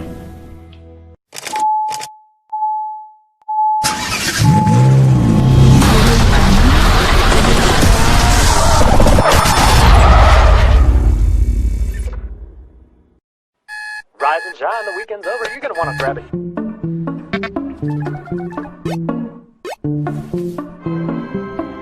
Nothing lasts forever, except for a warranty forever from Button Chrysler Jeep Dodge Ram. At Button Dodge in Kokomo, we make sure that you're ready for the unexpected. That's why our warranties last a lifetime, because you have plenty of worries. Your car shouldn't be one of them. Button's warranty forever, because no matter what happens down the road, we're always here.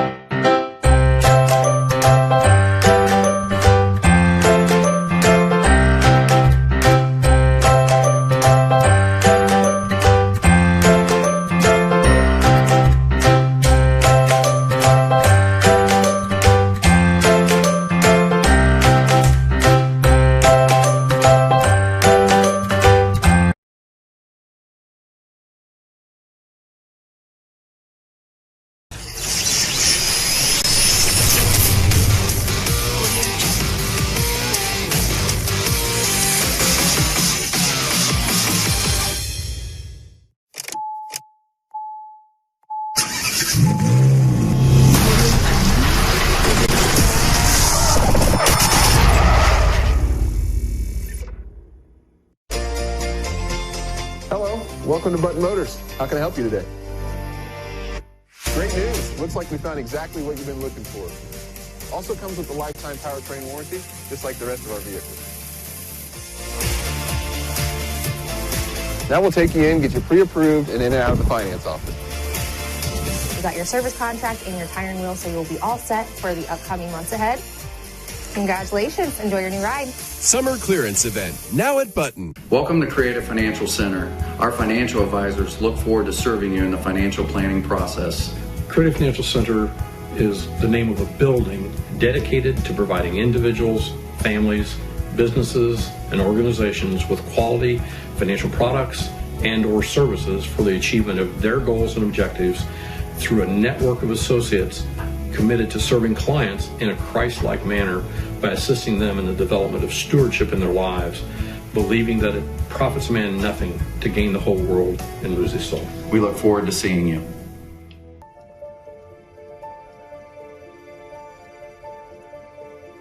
My father's father had two brothers and a sister. His older sister, Hazel, had married a man named Jim Yunker, and he was involved in the bottling business early on, as early as 1906 in Indianapolis, and he sold flavors. He would have had grape, cream soda, blood orange, ginger ale. In 1915, he got the franchise for Coca-Cola in Indianapolis. So then we fast forward 20 years later to 1935, Jim Yunker approached my grandfather and his two brothers and said the franchises in Kokomo, Logansport, and Peru are available for sale, and you guys want this. Trust me, you want to get in the Coca-Cola business.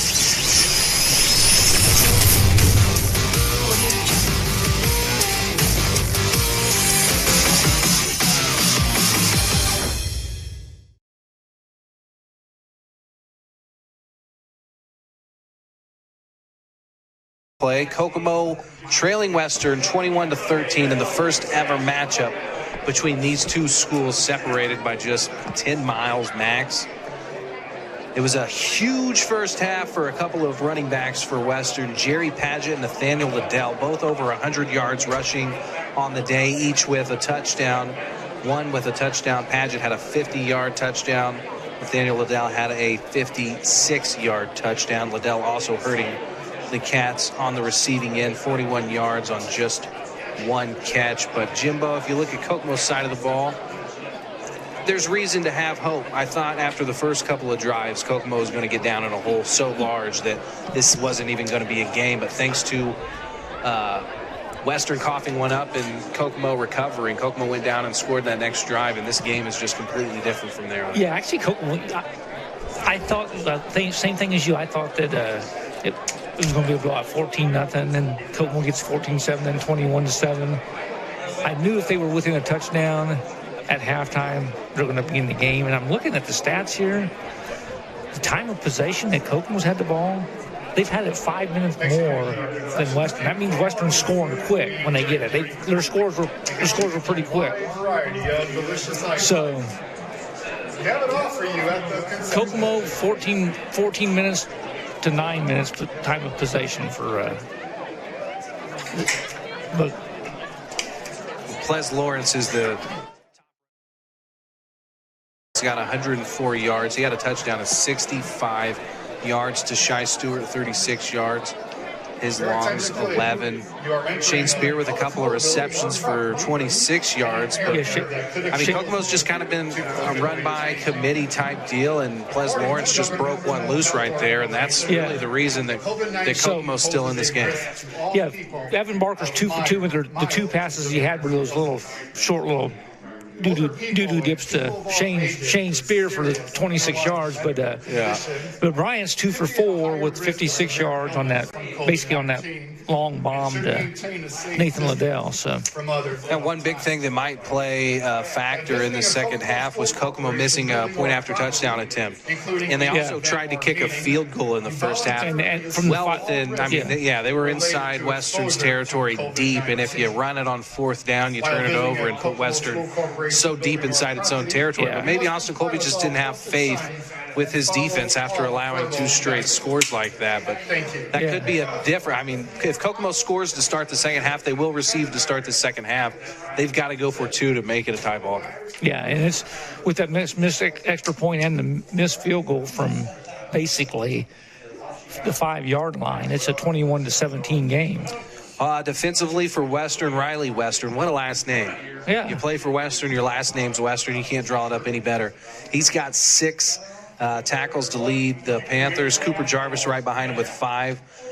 Dylan Bruin's got 4. Hayden Shepard's also got 4. Has there been a man named Shepard at Western for the past 6 decades, because it seems like anytime you do a Western sport, somebody's got the last name Shepherd. Yeah, and it's all the Shepherds, and they're all related. It's the wrestling family, and they're all really good athletes. Hayden Shepard's a really good athlete. He played baseball with my son.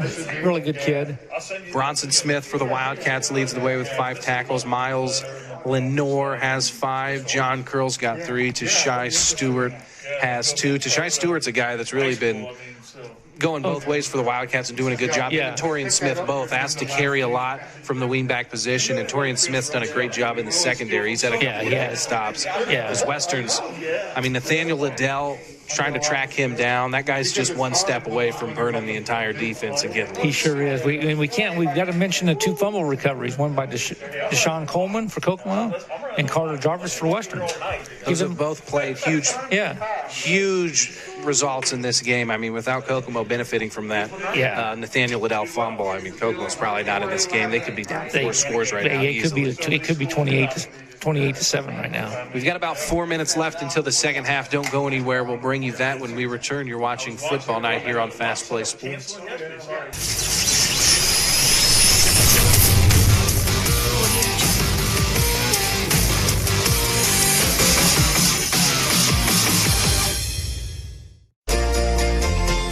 Hello, welcome to Button Motors. How can I help you today? Great news. Looks like we found exactly what you've been looking for. Also comes with a lifetime powertrain warranty, just like the rest of our vehicles.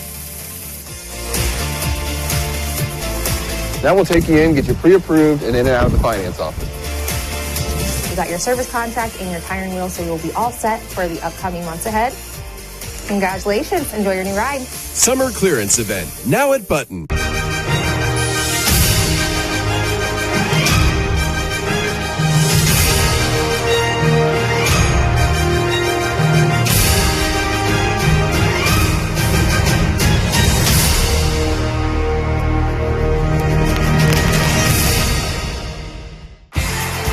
Are you a fan of exciting action, great sporting atmosphere, and good displays of sportsmanship? I am definitely a fan. High school sports, pure spirit, pure sport, pure entertainment value. Are you a fan of amazing spirit, incredible drama, and affordable ticket prices? I'm definitely a fan. High school sports, pure spirit, pure sport, pure entertainment value. Welcome to Creative Financial Center. Our financial advisors look forward to serving you in the financial planning process. Creative Financial Center is the name of a building dedicated to providing individuals, families, businesses, and organizations with quality financial products and or services for the achievement of their goals and objectives through a network of associates committed to serving clients in a Christ-like manner by assisting them in the development of stewardship in their lives, believing that it profits a man nothing to gain the whole world and lose his soul. We look forward to seeing you.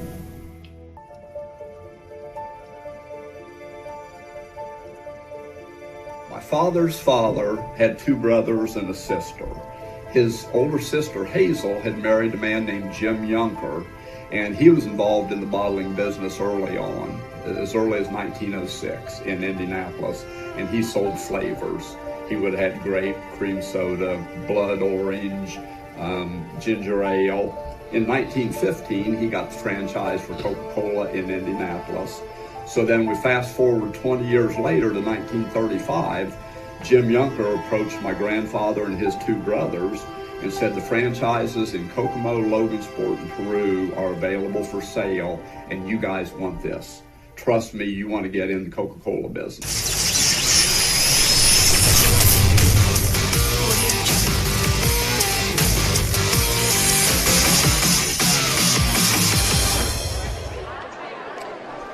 Welcome back to Walter Cross Field. You're watching Football Night here on Fast Play Sports. Second half starting in just a couple of minutes. The Wildcats trailing Western 21-13. Cats back out on the field getting ready to stretch. It was a good first half. I mean, when you consider, Jimbo, the preseason that both of these teams had to go through, not a lot of time to prepare. Not a lot of time to condition. We haven't seen a lot of guys cramping, and we haven't seen a ton of mistakes. I mean, we've seen a couple fumbles that really Could have been. I mean, that's just technique. Just normal football. But I would expect to see a lot of more offsides calls, a lot of more false starts, a lot more penalties outside of the realm of what we've seen so far. Yeah, the timing and stuff with the offense seems to be pretty good. I mean, actually, it's been a really good game. Close game, 21-13 at half. You couldn't ask for more. Slower than I thought. With two teams just constantly running the ball, I would have thought that that first half would have flown by, but it seemed like it took at a normal pace. Yeah, it seemed like it took a long time for as many running plays as they had. We talked about the impact players in that first half. Jerry Padgett having a day. Nathaniel Liddell also having a day for the Western Panthers. And Ples Lawrence really keeping the Cats in this game. Cats down 2. Ples Lawrence broke one for 65 yards. He's averaging 11.6 per touch. And Kokomo's going to receive to start the second half, so it's crucial. How crucial is it for Kokomo to score on this first possession of the second half? Is that going to change the outcome of this game, in your opinion? I don't think them scoring on the first possession is going to change the outcome. It's stopping Western on Western's first possession. And it's really going to be those first couple of plays. Yeah. And Kokomo has stopped Western on first and second down, and Western's been forced to throw the ball. Kokomo really hasn't got burnt besides that one play where Nathaniel Liddell went over the top. And so that's going to be a key, I think, in the second half, is that first down and second down. How will it fare against... When Jerry Padgett's run from about the 40. Oh, yeah. Absolutely. How far was that run? So it's officially a 50-yard touchdown for Padgett, but he went... I mean, untouched. Yeah. When you think about how many people are packed in the box, you've got pretty much 20 people inside the box right there to not lay a finger on the kid. That just shows how well Western is blocking. And they do have a solid offensive line. A lot of guys returning on that side of the ball for the Panthers. We're going to step away real quick. We've got just 1 minute left until the start of the second half. Both teams out on the field getting ready to go. You're watching Football Night here on Fast Play Sports.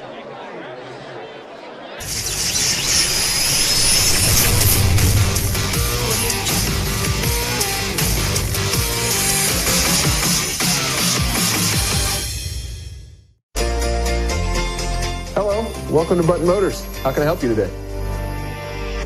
Great news. Looks like we found exactly what you've been looking for. Also comes with a lifetime powertrain warranty, just like the rest of our vehicles.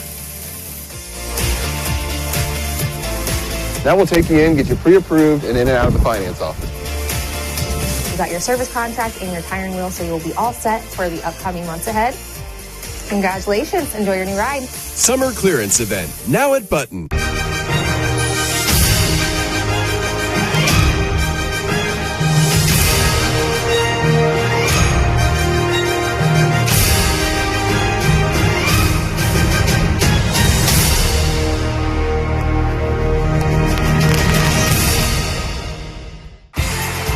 Are you a fan of exciting action, great sporting atmosphere, and good displays of sportsmanship? I am definitely a fan.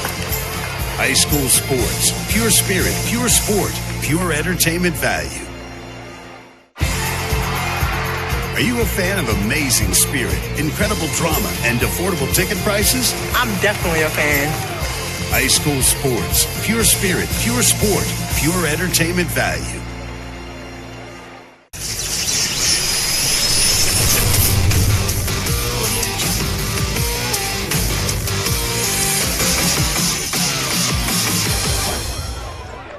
Welcome back to Walter Cross Field. Start of the second half about to start. 21-13, Western leading Kokomo on a beautiful Saturday night. Couldn't ask for better weather. Not a cloud in the sky.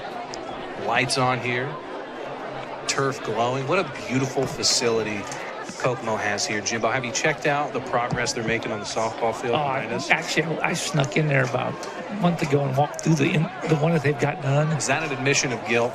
Well, I mean, I need to call Nick Sale. No. Tell him that you're sneaking around campus. It was unlocked. I walked in. I can't believe how nice it is. I guess what a giant stone structure. I mean, kind of resembles the press box here at Walter Cross Field. I mean, it looks, to think that softball's being played back there. Those girls. Well, that's just the one side. That's just the first base side. Correct. It's not even done yet. They got to do the third base side just the same. I mean, all girls within Howard County, if you're not trying to come to Kokomo to play softball in the future, I mean, you're just missing out, because that is going to be one of the best facilities I mean, if you can probably hold a semi-state here, I would say that's not going to be out of the question for Kokomo to host events like that. That's got to be the best. That will be the best softball facility in the state for high school. Now, where do they play state softball championships? I forget. Was it Ball State or one year? I don't know. I guess field will probably give it a run for its money. I'll tell you what, Purdue's got a really nice softball facility. But how lucky are students at Kokomo now? You play baseball at Kokomo Municipal Stadium. You've got Walter Cross Field with turf, brand new press box. They're still working on bleachers on the other side. Brand new softball field. Fuller with future looks bright. Squib kick. Squib. Start the second half, and the play is blown dead. Don't know the call. Maybe an offsides. Flag is on the 40-yard line right now, so it's probably the call. Flag out. False start, that'll back it up. 10 helping Kokomo a little bit.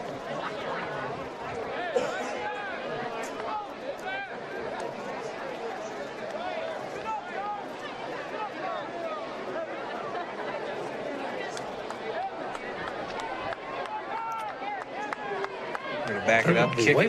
Kick this one from the 35. So only a 5-yard penalty. See if they go back with that squib kick action. That last one headed to, I think we've got a different deep guy now. It's Shy Stewart, Pleasant Lawrence. And we've also got Deshaun Coleman. Same three that have been back this whole game.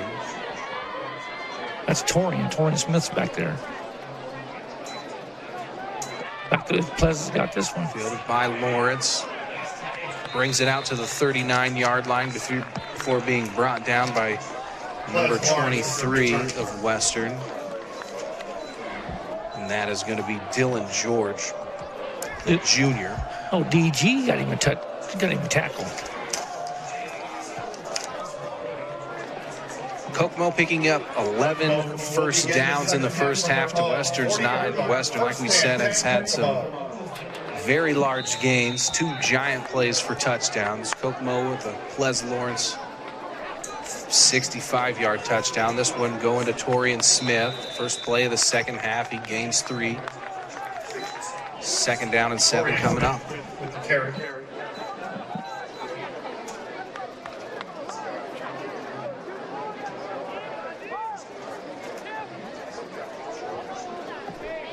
Sophomore Evan Barker bringing the play into the Kokomo huddle. And this is another reason why you talked about time of possession. It's the play call for Evan Barker walking to the sideline, walking back to the huddle to give the play. I mean, Kokomo's eating up that clock that way. Torian Smith drug down, spun around. Well, he got just no gain right there. That's going to bring up 3rd down and 7. And this is where Kokomo's offense has been tested so far this game. They need a big play here. Brayden Herb just gave him the Herb whip right there. Just grabbed him and just threw him back. Herb is a guy that Western has leaned on both sides of the ball. I mean, on the offensive line, he's the guy that they're running behind a lot. Like we said, he's 6'1", 285. Yeah. Those dimensions. He threw him back like a sack of potatoes. Talk about the size difference from him to Smith. That's going to go Lawrence inside. He's got enough for a first down nearly. He's going to fall. He's got the first down across the 50, about the 52, and that's where it will be marked down. So 3rd down and long. Kokomo tested. Kokomo wins that one. 10:31 left to play here in the 3rd quarter, and Kokomo keeps the chains moving. 8 of 9 on the play. Ball spotted on the Western. Kokomo moving into the Western side of the field. First and 10, Kokomo. And this is what they want, Jimbo. They want to get first downs. They want to run the clock. Run the clock. They score here, go for 2 tying up. It's a totally different. Pitch goes to Coleman. He cuts it back to the other side of the field across the 40, nearly a first down. He's going to be about a yard shy. 2nd down and 1. That was Deshaun's first run of the game, I think. Kokomo kind of benefiting from this running back by committee, but we've seen a couple of their wing backs going both ways. Torian Smith playing defense. First and 10, Kokomo from the Western 38-yard line. It's a 12-yard pickup for Deshaun. Oh, they did give him the first down. I had him in short spot. Just under 10 minutes left to play here in the 3rd quarter. Barker under center. Shane Spear on this one. falls down right at the line to gain. So it's going to be 2nd down and 10 coming up. Someone throw a banana out there or what? He just went down like He's false stepping to the right, coming back left to receive that handoff, and he looks like he just slipped off the turf, both on that false step before he received the handoff and right after he did that first cut he was going to make. He's back behind Evan again on this one. Lawrence gets the pitch. Right side, nothing doing there. Cuts it back left, and he's got a little space. Spin move. Shakes one tackle. Nearly shakes another and busts one. Ples Lawrence having a field day so far here in the second half. 2 big gains. Keeping the sticks moving for the Wildcats. 9 minutes left to go here in the third. Kokomo moving the ball well. Gain of 22 yards on the play. Ball spot on the Western 16-yard line. 1st and 10 Kokomo. Barker under center for the Cats. Ples Lawrence at the left wing.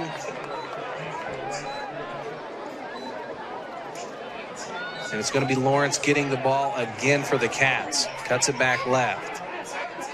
Breaks 2 tackles, nearly gets it outside, but he's going to be brought down just short of the 1st down marker. That'll be 2nd and short. Watch the moves he makes, Jimbo. That first cut, when he puts his foot into the ground, defenders just can't put the brakes on and stop him. We've got somebody down on the field right now. Can't see the number. It looks like a Kokomo player, and it'll be Ples Lawrence. That's not going to be a good deal for the Cats if he can't shake this one off. Lawrence gets the pitch. Right side. We'll step away real quick. We'll be right back. You're watching Football Night on FastPlaySports. Hello, welcome to Button Motors. How can I help you today? Great news. Looks like we found exactly what you've been looking for. Also comes with a lifetime powertrain warranty, just like the rest of our vehicles. Now we'll take you in, get you pre-approved, and in and out of the finance office. You got your service contract and your tire and wheel, so you'll be all set for the upcoming months ahead. Congratulations. Enjoy your new ride. Summer clearance event, now at Button.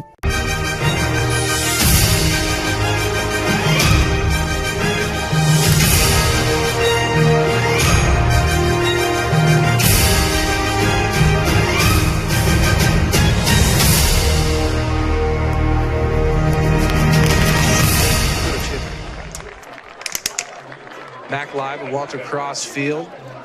Ples Lawrence of the Wildcats shaken up on the play, but he looks to be all right. He's going to walk off the field. I think you're right with the cramp. They gave him a big jug of water and said, hurry up and get that water in. You get back on the field. Kokomo threatening to score right now. Down 8 points against Western. 8:30 left to play in the third.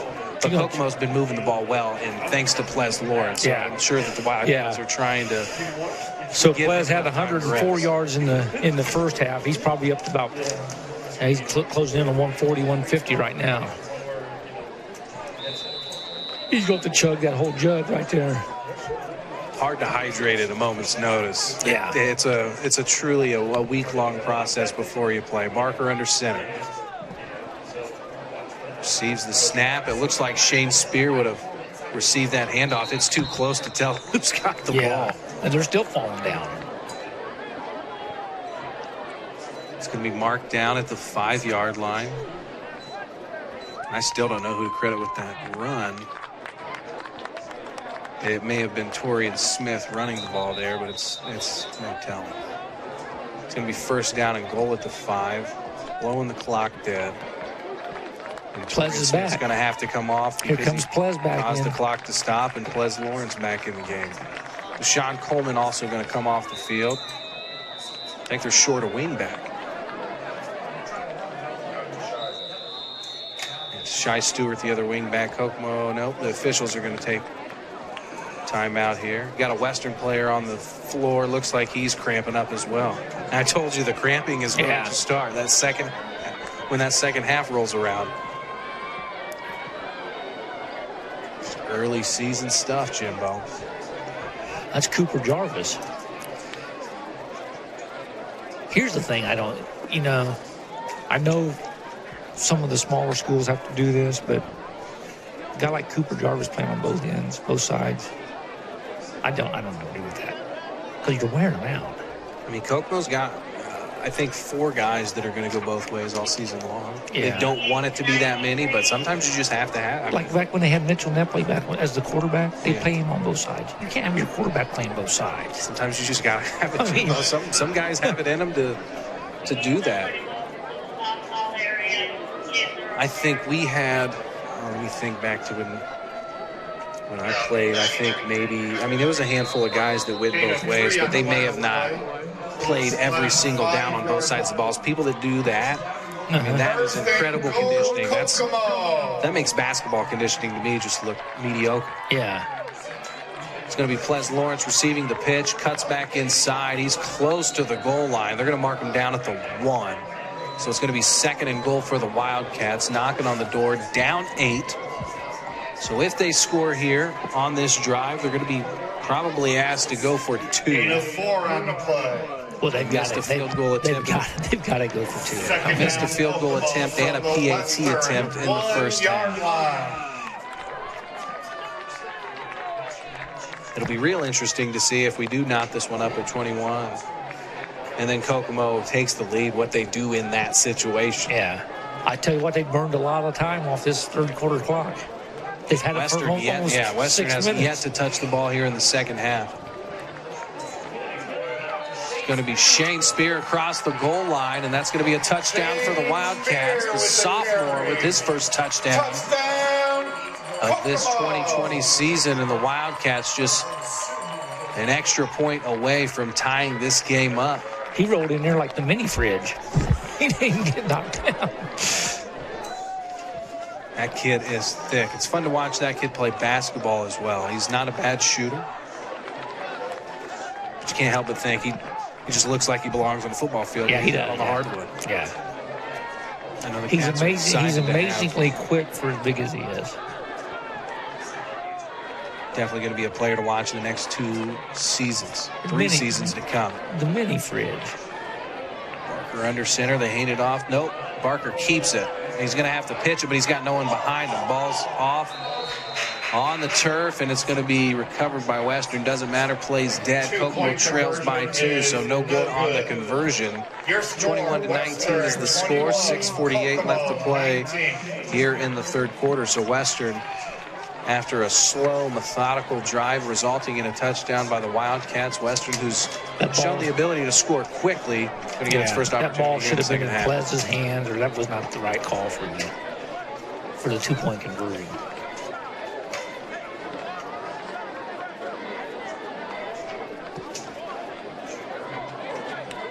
See Austin Colby trying to get his kickoff team ready here. This is a big drive for the Cats. They've only had how many stops? 2 stops all game. Yeah. One was a Nathaniel Liddell fumble that he just coughed up. Really, I mean, that drive, they were marching. They probably would have. And then that one late in the second quarter where they, they just didn't get the. Was it the punt on that one? Did they punt on that one? Yeah, they punted. End over end. It was the 27-yard punt, yeah.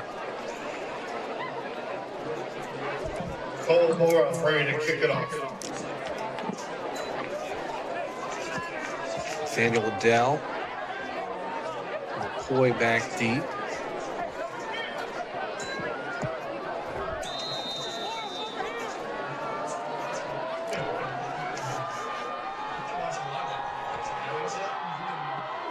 That one's going to go LaPoy's way. He might be able to let that bounce out of bounds, but he scoops it up right around the 20.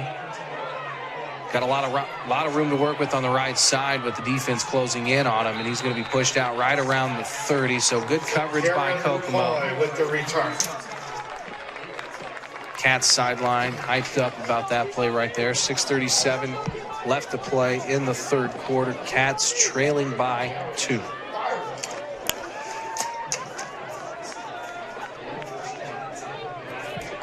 Got a message on that last play of the second half. That was actually Romy Collins that the pass was to instead of Nathaniel Liddell. But it's hard to tell with their numbers. 8 looks like 6. Is that the difference right there? Romy's 6 and Nathaniel Liddell is 8. So we just got to maybe take a look at that a little bit. Look at the monitor, because I'm not going to be able to see it from the press box. Yeah. Panthers in the wild wing. Handoff to Liddell. And he's going to gain about 8 yards before being brought down. So a second down and short. Western not missing a beat here to start the second half. Successful first half on the ground, starting the same way here in the second. Gain of 8 on the play. Ball spotted on the 39-yard line, second down.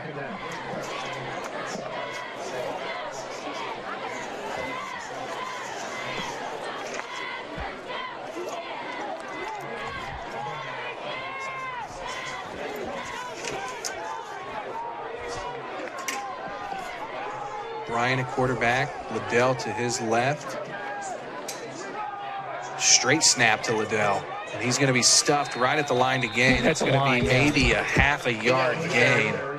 It's going to bring up third and short. There is Laundry on the field. In the backfield, a hold called against Western. Kokomo going to accept this and back the Panthers up to a second down and long opportunity.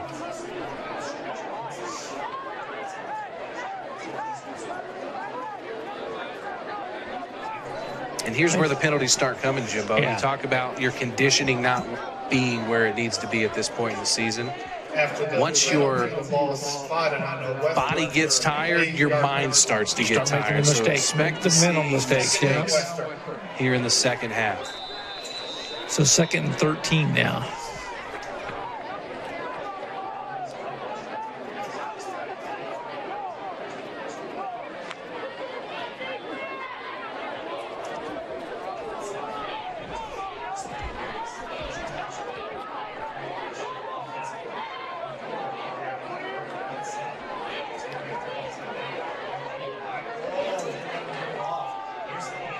Handoff to Paget.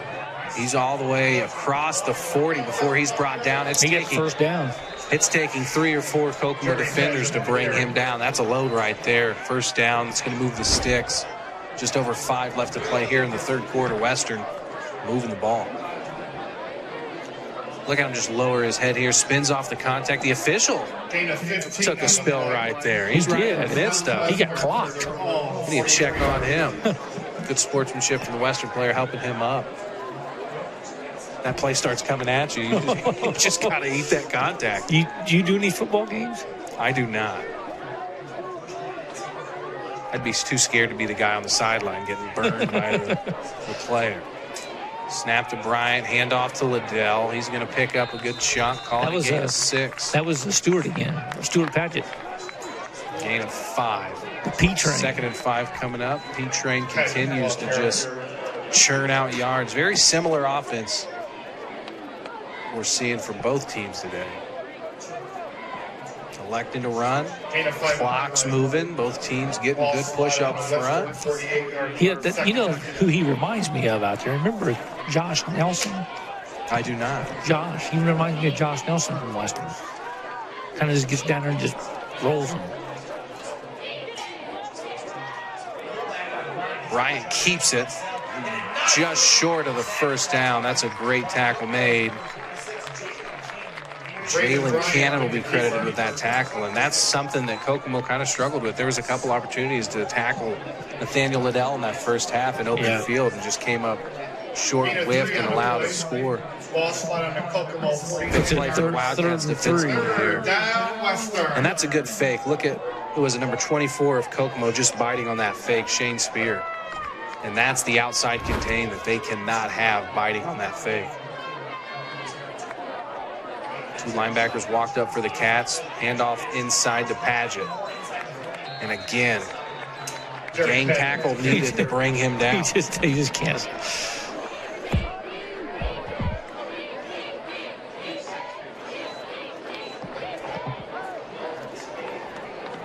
Clock stops for the chains to move. Just over 3 left to play here in the third. 39-yard, first and 10 Western.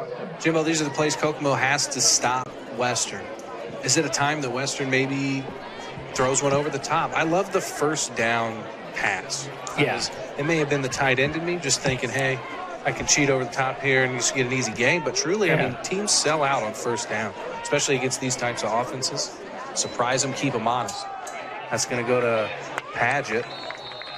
And it's going to be a gain of 2 yards. Padgett they just keep giving it to him. He just keeps going. I will say one thing, Padgett's condition is pretty good. It's got to be a Kokomo defender on the turf. Probably another cramp. It's Shane Spear. Shane Spear, the sophomore, on the ground. We'll step away real quick, come back. Kokomo down 2. 2:42 left to play in the third. You're watching Football Night on Fast Play Sports.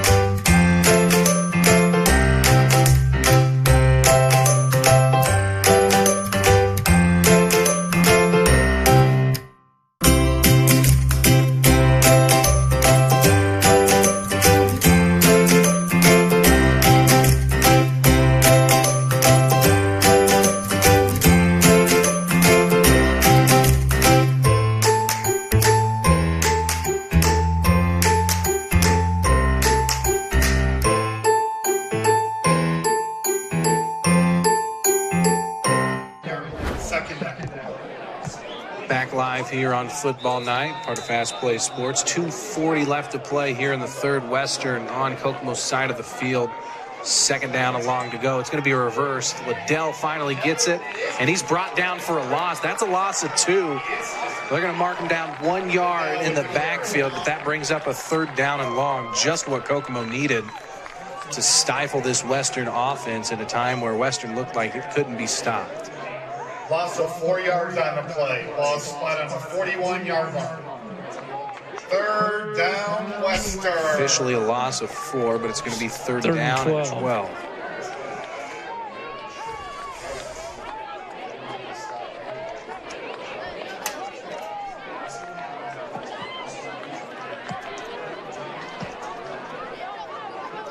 What do you think, Jimbo? Pass play, run play. What do you bet on? Or give it to Jerry Stewart. Jerry Padgett gets it around the right side. Kokomo's got to get some contain out there. They force him back in, but he pushes it out, then back in. And he's got a huge gain. That's going to be a first down for Western. You called it. Give it to Padgett. Good things will happen.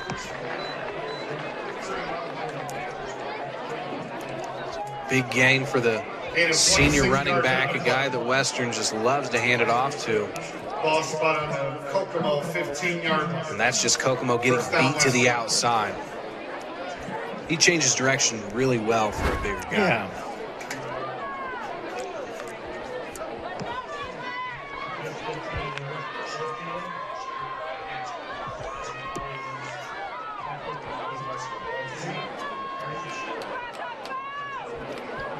Brian, the shotgun, hands it off to Padgett again inside. He's going to gain about 5 yards, but a flag did fly. Jerry Padgett with the carry. Flag on the play.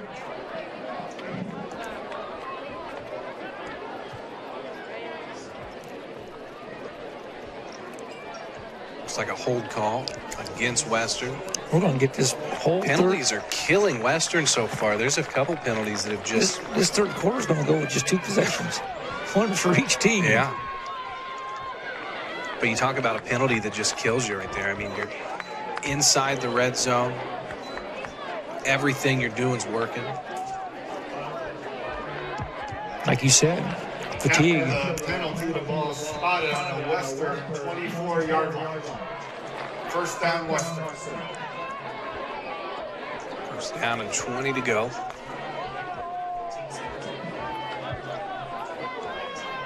Jerry Padgett to the left of Braden Bryant. That's all they have to do. They just give it the P train every time they're going to score. Bryant reverses it to Liddell, and another flag flies. So that's probably going to be another hold on Western. You're right. That's going to bring up first down and 30. They tried to get cute with it. They should have just let Padgett run. He probably was picked up 10, 15 yards on that play right there. Western has a player on the field. That's It's a cramp. It's Liddell. You just tell trying to stretch that out. It's an annoying pain. It's not something you can't just shake off, but man. Cramps are the worst. Where's the worst cramp you've ever felt? I had one on my foot one time. I thought I was going to die. It was the worst pain. I have had it. My leg. You talk about like in the arch of your foot? Yeah. Yeah, I've had those. Yeah. The worst is in the middle of the night when you get them, like when you wake up in the middle of when they wake you up in the middle of the night. But playing basketball, you get them all the time too. Had one in my neck one time that scared me. I just didn't know what was going on. In your neck? In my neck. It was weird.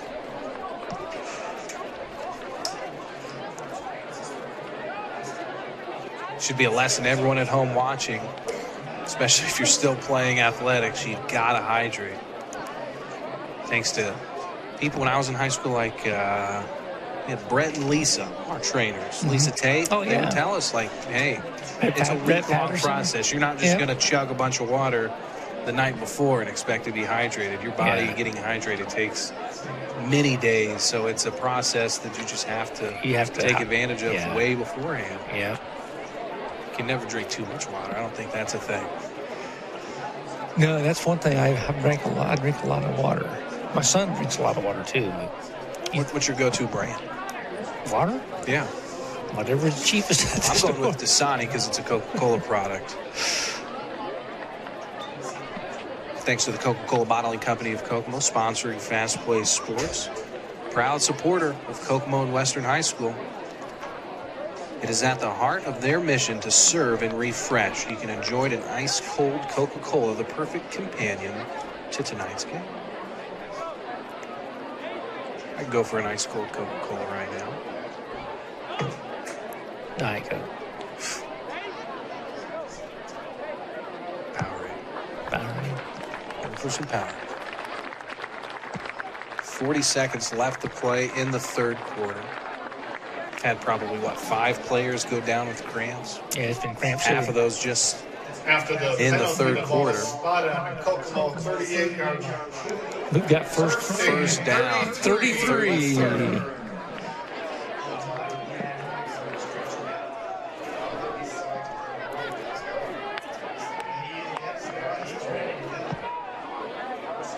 Clock is moving.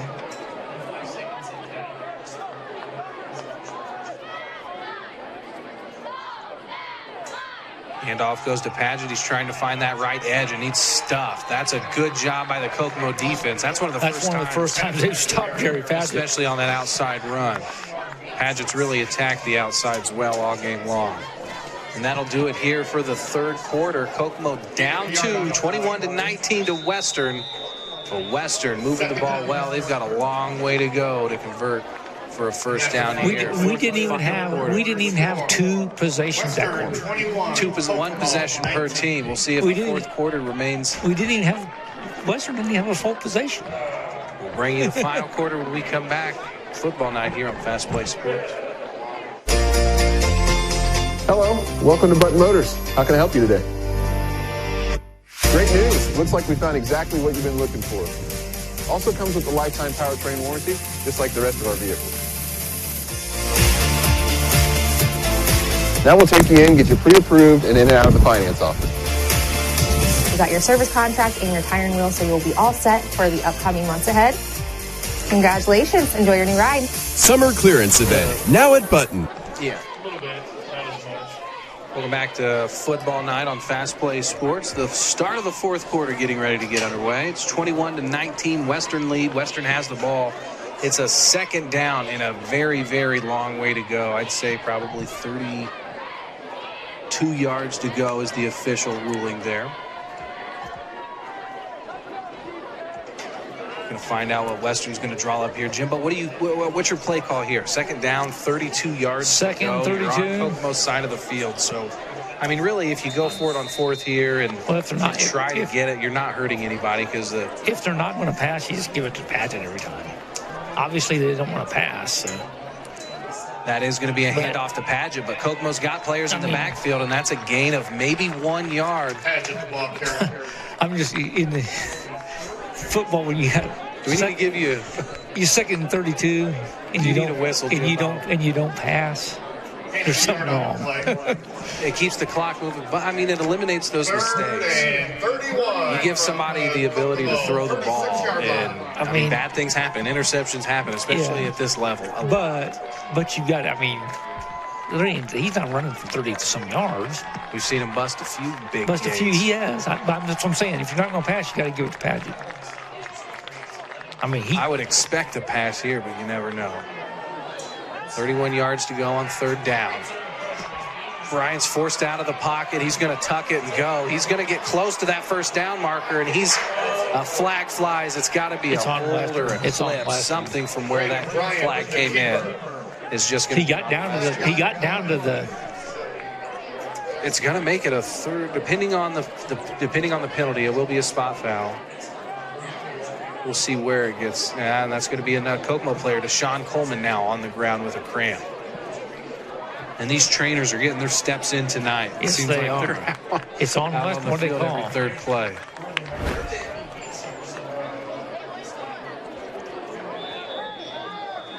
Yeah, block in the back, so that's a 15-yarder.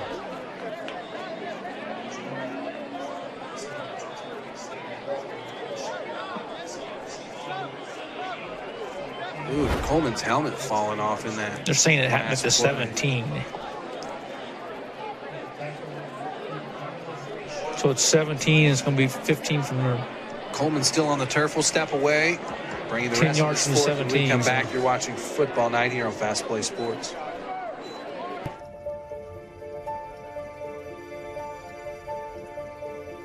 My father's father had two brothers and a sister. His older sister, Hazel, had married a man named Jim Yunker, and he was involved in the bottling business early on, as early as 1906 in Indianapolis, and he sold flavors. He would have had grape, cream soda, blood orange, ginger ale. In 1915, he got the franchise for Coca-Cola in Indianapolis. So then we fast forward 20 years later to 1935, Jim Yunker approached my grandfather and his two brothers and said the franchises in Kokomo, Logansport, and Peru are available for sale, and you guys want this. Trust me, you want to get in the Coca-Cola business. Thanks for staying with us on Football Night, part of Fast Play Sports. Kokomo trailing Western 21-19. It's going to be third down and 22 to go for Western when play resumes. Deshaun Coleman still on the turf as he finally gets helped up, and it seems to be cramping issues just plaguing both teams so far in this game, especially in the second half. Jerry Paget having a solid performance in the second half. He's got 185 yards on the ground this game. Liddell right behind him, 119. Paget's probably the guy they're going to go to here. Yeah, he's looking for some more yardage. He nearly busted a big play last time. Got called back for a block in the back, drop back to pass. It's going to be wide open.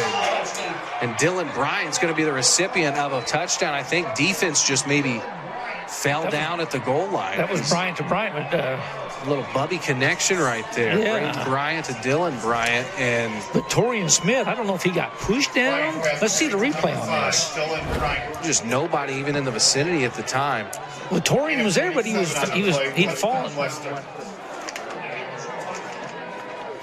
He was down on the ground. Yeah, who knows?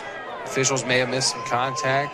Whatever it was the case, that's going to put Kokomo in a very tough situation with 10:56 left to go in this game. Yeah, this guy's not missing this extra point. 3 for 3 so far this game. Make that 4 for 4 from PATs. So Western leads 28-19, putting Kokomo in a spot they really don't want to be in. A stop right there was crucial for the Cats, but we'll see how well they respond. Sometimes the best thing you learn about a team is what happens right after you get punched in the mouth. Austin Colby bringing his guys in. Talking game plan here. Kokomo They went from 3rd and 33 to 3rd and 22 to a touchdown. Kokomo hasn't touched the ball since maybe, 6 minutes left in the third quarter. It's been a long time since that offense has been out on the field. They had one drive the entire basically third quarter. about eight minutes of game time. But probably 25, 30 minutes of real time. So I know you talked about players going both ways. Do you hate it when situations like that happen, when you've got guys that have been sitting on the bench for 12 minutes or so, as opposed to guys who are, out there? Maybe they're a little more loose. Yeah, that you make a good point there.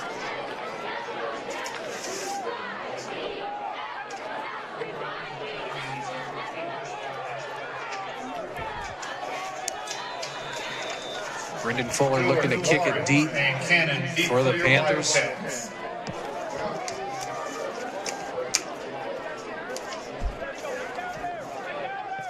Little squib kick. Going to be off the shoulder pad, nearly lost, but it's going to be recovered by the Wildcats, and that's the kind of thing that you just can't have, and that's why those squib kicks, you do them. It's hard to judge what a football's going to do when it's bouncing around the ground right there. Shai Stewart nearly losing one, but Kokomo getting lucky, keeping the ball. It's going to be first down, marked at the 32. Kokomo successful on its last offensive drive, punching one in. It was a Shane Spear run for a touchdown. Got to put points on the board here. It's a two-possession game. Handoff goes to Ples Lawrence, and he's hitting the backfield and just nowhere to go as a gang of Western Panthers surround him for a loss of, looks like 5 yards. We'll see where they mark it. Ples Lawrence carry. Officially a loss of just a few. Loss of 3 on the play. Ball spotted on the 29. Second down. You talked about the limited time Kokomo had to prepare for this season, that shotgun offense where they spread things out a little bit, maybe send one of those wings wide. Just didn't have time to put that in the playbook. So Kokomo working with what it has available, and we're going to see Barker drop back to pass. He's got a guy over the top, but that's just going to be overthrown. His intended target was Ples Lawrence, but just not really a good attempt right there. They're lucky that wasn't picked off. Should have threw that one short. Yeah. Get to the stick on a comeback route or something. Looked a lot like a much better option. Western sniffing that one out pretty well. Third down, Kokomo. Just over 10 minutes left to play in this game. Kokomo's got a third down and long. And plays right here where you just think, what are you going to do? Not many options for the Cats. Everyone's packed in tight still. Double tight wing T offense. Barker under center. And they're going to pitch that one to Lawrence. He's got nowhere to go. And he's going to be brought down for a very small gain. That's going to be fourth and long. Kokomo has no option but to punt the ball right here. We'll see. And that will be the call. Under 10 minutes to play. I think you can wrap this game up right here. Put a fork in Western. Kokomo's done on this one. That was a crucial possession right there. Really, it just comes down to that. They gained no yardage on that whole possession. Giant third down play. You throw a bomb, the defender falls. Changes the outlook.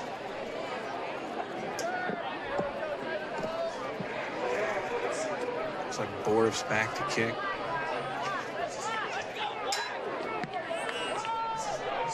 Good spiral. That was a great punt. 3 Kokomo defenders right there to stop a short gain. Ball spotted at the 33-yard line.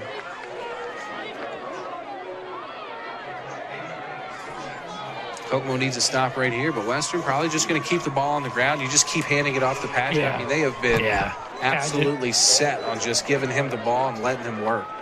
And Liddell cramped up the last possession. Maybe he's back out there now. Will you give it to Liddell, Paget? 185 yards through 3 quarters for Paget. Last year, he averaged 189 yards a After the game. punt, Western takes over on their own 34-yard line. So definitely maintaining that. Averaging 10 yards a touch so far this one. There's Paget around that right side, and he's been tearing that edge up all day. That's going to be good enough for a first down plus sub. Terry Paget with the carry. And the clock will stop to move the chains, and Western just going with its bread and butter. Kokomo has no answer. Gain of 16 yards on the play. He's up over 200 for the game. First and 10 Western from the 50.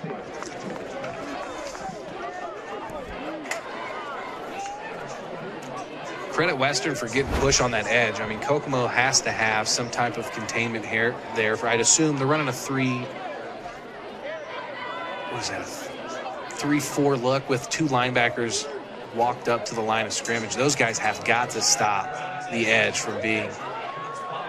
Stewart got stopped at the line. He just kept rolling. He got about 12 more. That's 12 yards after contact. That could have been a tackle for a loss. You're right. And Padgett just continuing to dominate the Another offensive side of the player ball. down.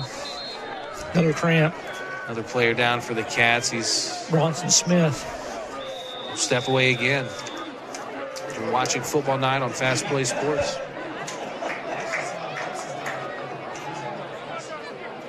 Welcome to Creative Financial Center. Our financial advisors look forward to serving you in the financial planning process. Creative Financial Center is the name of a building dedicated to providing individuals, families, businesses, and organizations with quality financial products and or services for the achievement of their goals and objectives through a network of associates committed to serving clients in a Christ-like manner by assisting them in the development of stewardship in their lives, believing that it profits a man nothing to gain the whole world and lose his soul. We look forward to seeing you. Oh, hi. I'm Ian Hoagland. I may be new to Solidarity, but their mobile banking suite puts all other credit unions to shame. With Solidarity Mobile Banking, I can check my account balance, transfer money, and pay my bills, all while using my smartphone. With their mobile suite, I can deposit my checks from anywhere, even in my underwear.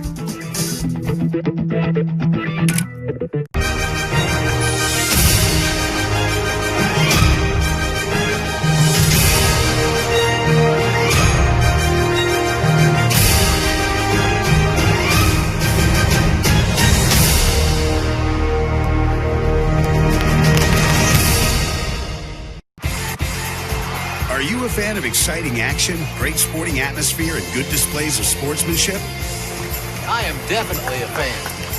High school sports, pure spirit, pure sport, pure entertainment value. Are you a fan of amazing spirit, incredible drama, and affordable ticket prices? I'm definitely a fan. High school sports, pure spirit, pure sport, pure entertainment value.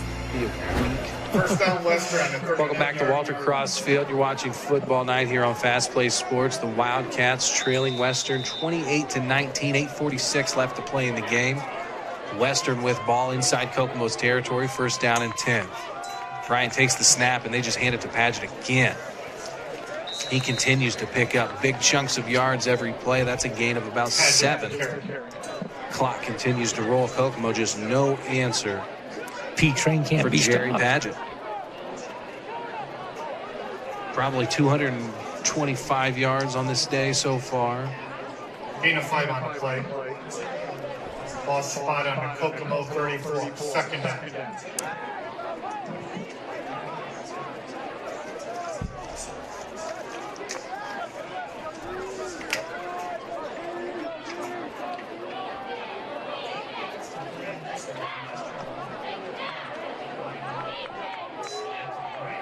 Hand off to Padgett again at this point. He's just padding those stats.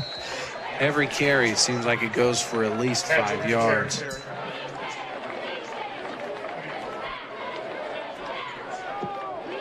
I'd like to see his career. I know he ran for, there was like 5 games last year, 200 plus. Oh, yeah. A couple of those, he was well up there in the 200s. First down So he's Western from the 27-yard. familiar with these type of games.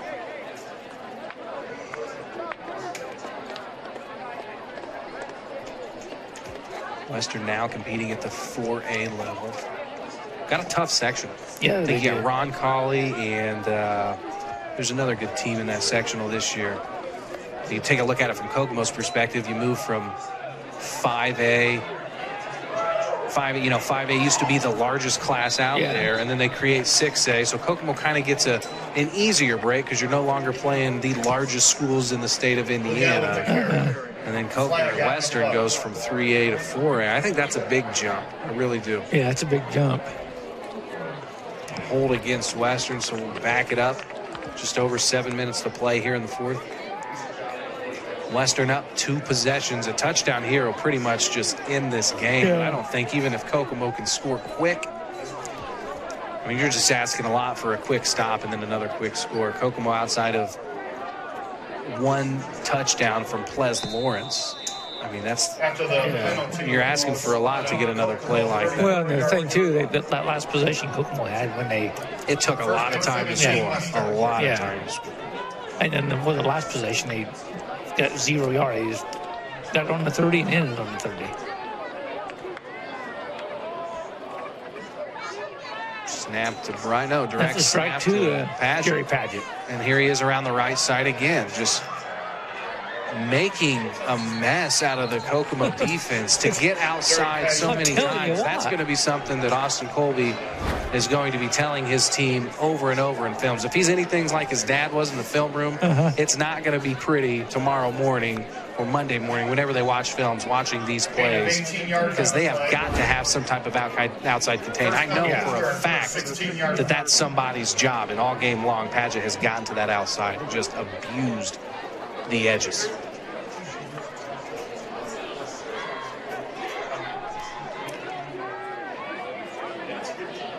.6:45 left in the game. First down and 10 for Western. Padgett again with the handoff. Nearly brought down in the backfield, but he's just going to take it on in. All the way to he's going to shake him back all the way in. So another touchdown for Padgett, and that puts this game out of reach. That's probably the nail in the coffin if you're still watching as a Wildcat fan for Western. That's just proving that this is going to be a great year for the Panthers. Yes. And even Coach Colby told me yesterday, he said, you know, this Western team is probably the best team they've had in a long time. I wouldn't be surprised if they win 8-9 games.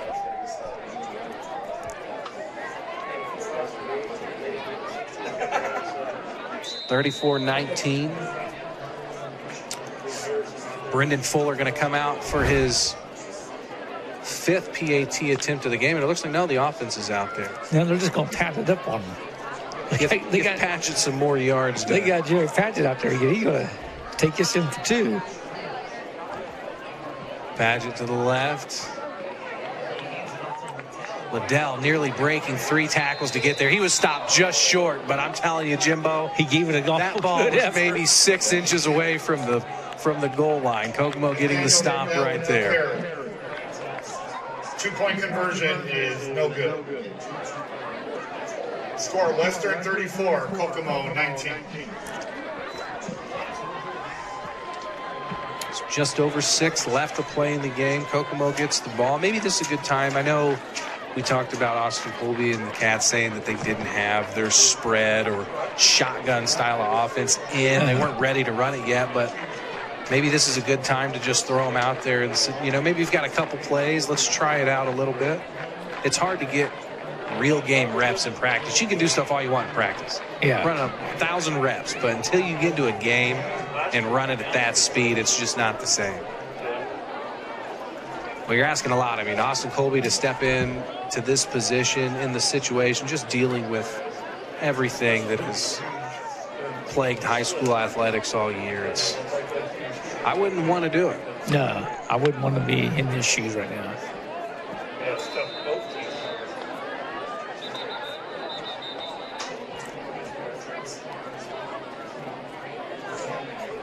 Looks like having something wrong with some equipment.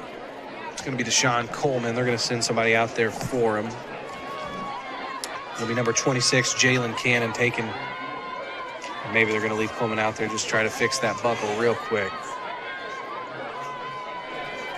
That's another thing, Jimbo. I mean, the things you don't realize, how much COVID has impacted high school athletics. You know, I was looking at, we came here yesterday and talked to the coaches, and they were just talking about, you know, we don't have the funds.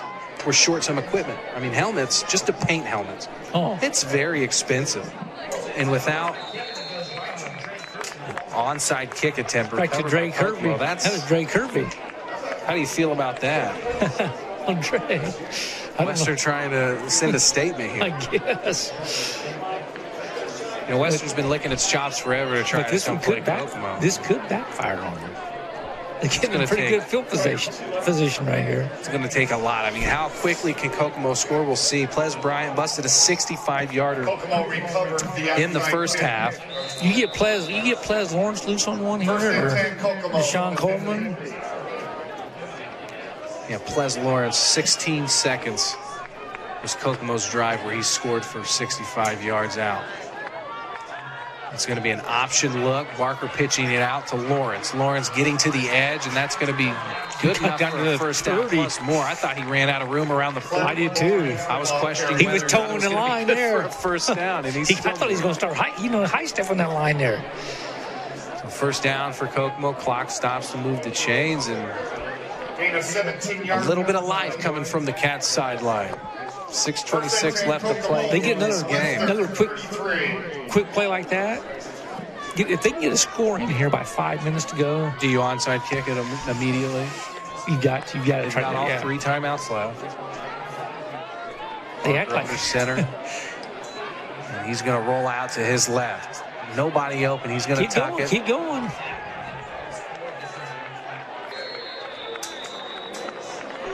Evan Barker with the keeper. Is the flag on the play? Some laundry is on the field. We've got 2 players on the turf. It looks like a player for Western is cramping. Can't see a number, but we got a Kokomo player down too. Yeah, another player for.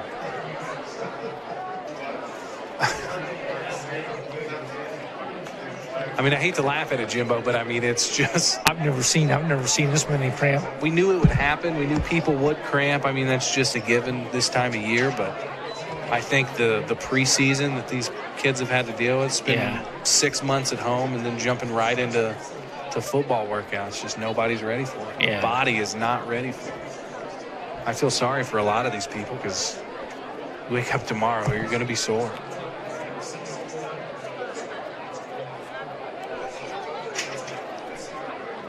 Still waiting for the call. It looks like they've already marked off the penalty for Kokomo. Yeah. First down and 17 to go.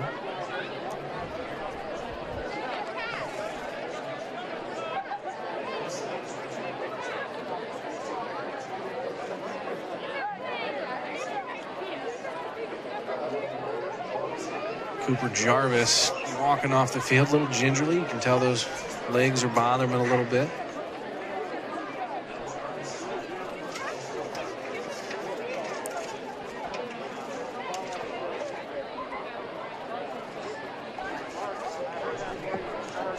These trainers out here, they might start cramping too as hard as they're working. They're earning every dollar tonight. I hope they're paid by the assistants, not by the hour.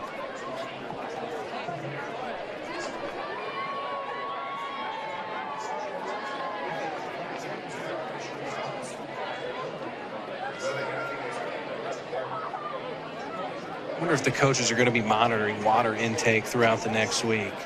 They should. This has added at least 30 minutes to the game.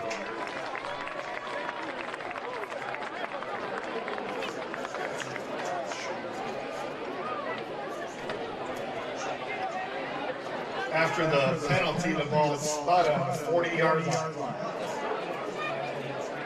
First down, Kokomo. Just over 6 minutes left to play in this game. First down and long for the Wildcats. Got to score, got to do it quick. It's going to be Torian Smith receiving that pitch. Shake off one defender, gets near the about the 35 original marker, but he's going to be short of that. It's going to be second down and about 11 to go. 13 to go.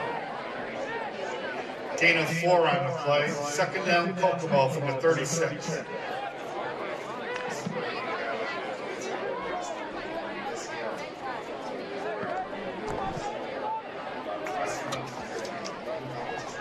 I'd like to see one of the tight ends get a touch here. Barker with the option finds Ples Lawrence, and that's going to be a pickup. Solid pickup, 8-9 yards. Still going to be short, third down. And about 5 to go. Gain of 8 on the play. Third down, Kokomo from the 28. 3rd and 5. That option plays really worked well. That was, yeah. There's been one time where Barker got stopped and didn't have the pitch man out there when he needed him, but Kokomo trying to get to the edge. They haven't done nearly a good job like Jerry Padgett has getting to the edge. He's just dominated that all day long. And here's Barker again rolling out. Nothing there. He's playing on the short field there, a short side of the field. Evan Barker with the keeper.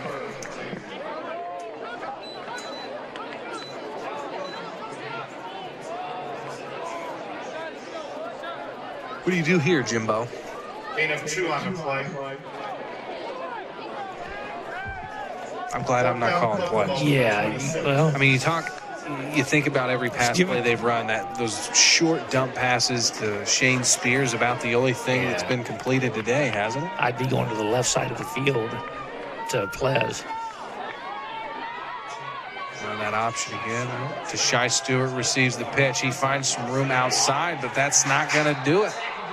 And that's going to be a turnover on down. So a big play for Western, stopping Kokomo with 4 minutes left. That is going to be the ball game probably right there. I assume Western's just going to allow Jerry Padgett, maybe even send in some younger guys to get some reps. For Padgett's sake, I hope they just hand it off to him. I'll tell you what, Jerry Padgett, of all the players, you talk about this game, if he can put together of all the a handful of games like this season, I mean, he's going to be up there for some serious awards. But if anybody was going to cramp this game, it would be the guy working the hardest. Yeah, that dude he just knows all about hydration. He's like the Energizer Bunny. He just keeps on rolling. Padgett still is out there to Bryant's left.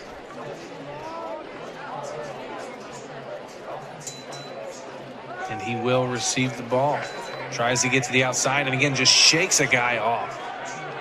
Shakes another guy off. That's a first down. He was hit 3 times on that play. And inside 5 yards and still got 10. Or 10 yards.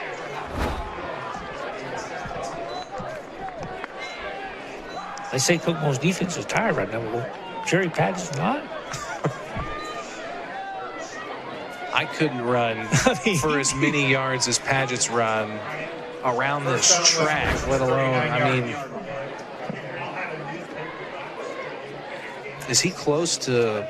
He's got to be getting close to 300. It's got to be up there. Yeah. At least 250 at this point. He was 186 at the end of 3.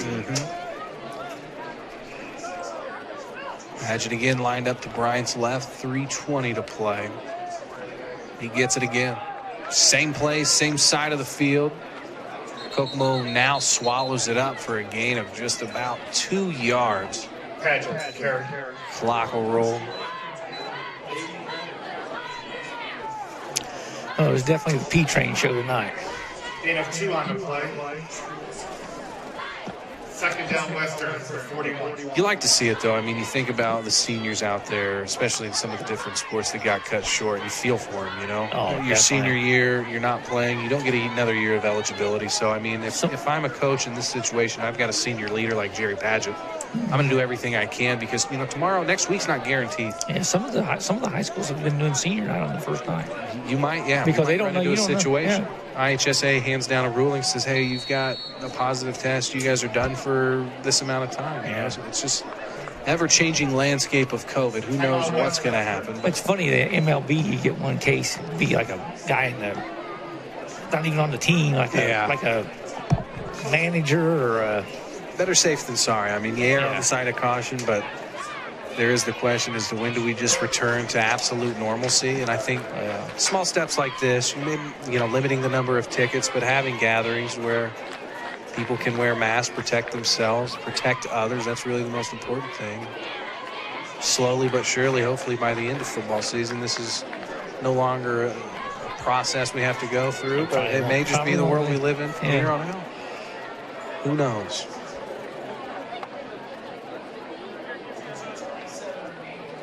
First ever game between Western and Kokomo at the varsity level on the gridiron. Western going to end up victorious. I'm interested to talk to some of the coaching staff on Kokomo to see what they think about the onside kick. When the game's already out of hand, you're in the fourth quarter, and you try an onside kick, that's going to give you room to... This game, I think the contract is for at least 2 years right now, but I can't imagine. I mean, now next year this will be a home game for Western. If we talk to both ADs, Nick Sale and Josh Larsh, I mean, they have to have this in mind for a long time. You talk about the number of tickets you're just going to sell. It'll always, I think next year's also, that's Paget. It's Paget again. Just keep riding them. But you've got, I think both games are happening here at Walter Cross Field. Just to hold the amount of fans that we want. Yeah, this is a great first week matchup. Why not? Yeah, every year. Just like basketball, first basketball. Yeah. Third down Western. No, I think they ought to have the basketball game at Memorial Gym every year. I do too. Richard Ray Gymnasium gets just hot. Those wooden bleachers, man. That place will rattle sometime. I've seen that place so packed. It's unreal. Kokomo plays Western at Western to start the season, but Western is in the Phil Cox tournament this year for basketball. Paget brought down behind the line for the first time really tonight all day. Yeah. Haven't seen him take a loss. It's going to bring up fourth down for Western. Probably bring out the punt team. Loss of 3 on the play. Or they could just give it to Paget. Get the first. Just let Paget fake punt. Try to get to the edge and pick up the first.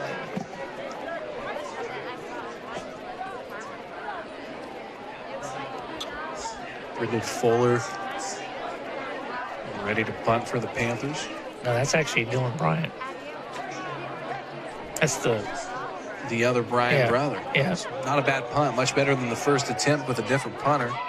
Caught clean by Kokomo, but knocked out of bounds around the 25. This is Sean Coleman with the 44 seconds left in the game. Kokomo probably just going to run a few plays before this one's all said and done. I'm interested to see what the final stats are for Jerry Paget and the Western, just the rushing game. I mean, to make a case like that for easily best running back in the area, I can't imagine another guy in the Howard County area right now is putting up anywhere close to that yesterday. No, there's no. How'd the other county schools fare yesterday? I didn't take a look at any of those schools. Eastern won. Taylor won. Okay. 26 First and 10. What about Northwestern got beat pretty bad. I don't know about Louis The Cats. Mannerings are back leading the Cats football program. A lot of people out there are excited. Yeah, Northwestern got rolled by Twin Lakes. I think it was pretty bad. Taylor beat North White, and then Eastern beat Oak Hill. Ples Lawrence tackled for a small gain. Ples Lawrence with the carry.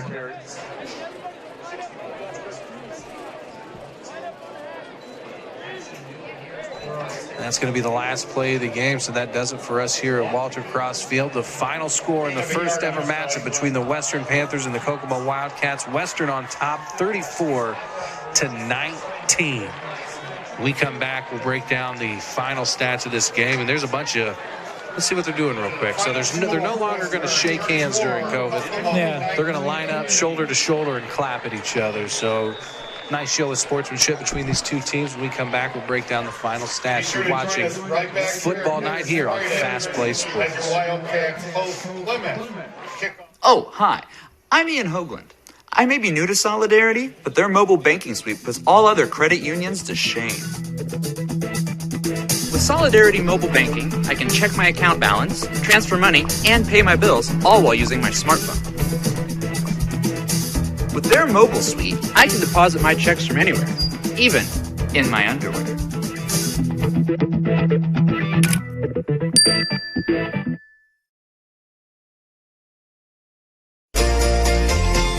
Hello, welcome to Button Motors. How can I help you today? Great news. Looks like we found exactly what you've been looking for. Also comes with a lifetime powertrain warranty, just like the rest of our vehicles. Now we'll take you in, get you pre-approved, and in and out of the finance office. You got your service contract and your tire and wheel, so you'll be all set for the upcoming months ahead. Congratulations. Enjoy your new ride. Summer clearance event, now at Button. Welcome to Creative Financial Center. Our financial advisors look forward to serving you in the financial planning process. Creative Financial Center is the name of a building dedicated to providing individuals, families, businesses, and organizations with quality financial products and or services for the achievement of their goals and objectives through a network of associates committed to serving clients in a Christ-like manner by assisting them in the development of stewardship in their lives, believing that it profits a man nothing to gain the whole world and lose his soul. We look forward to seeing you.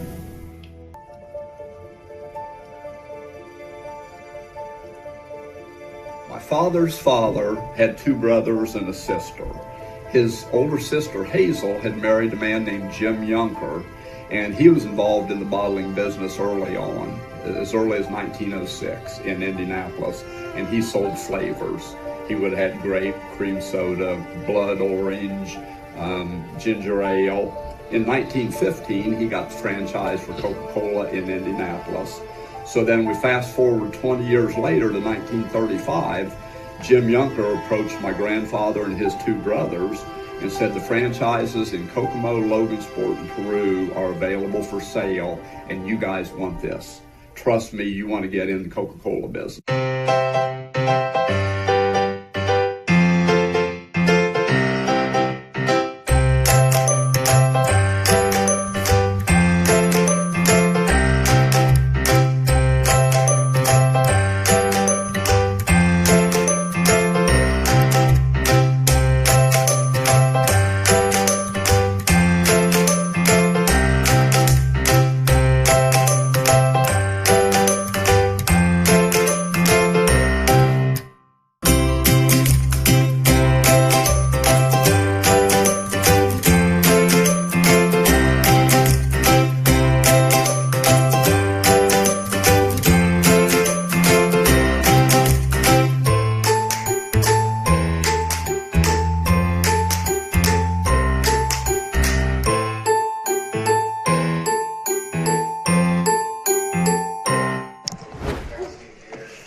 Welcome back to Football Night here on Fast Play Sports. Final score here at Walter Cross Field. The Western Panthers on top, 34 over Kokomo to 19. Devin Schott alongside Jimbo Rail.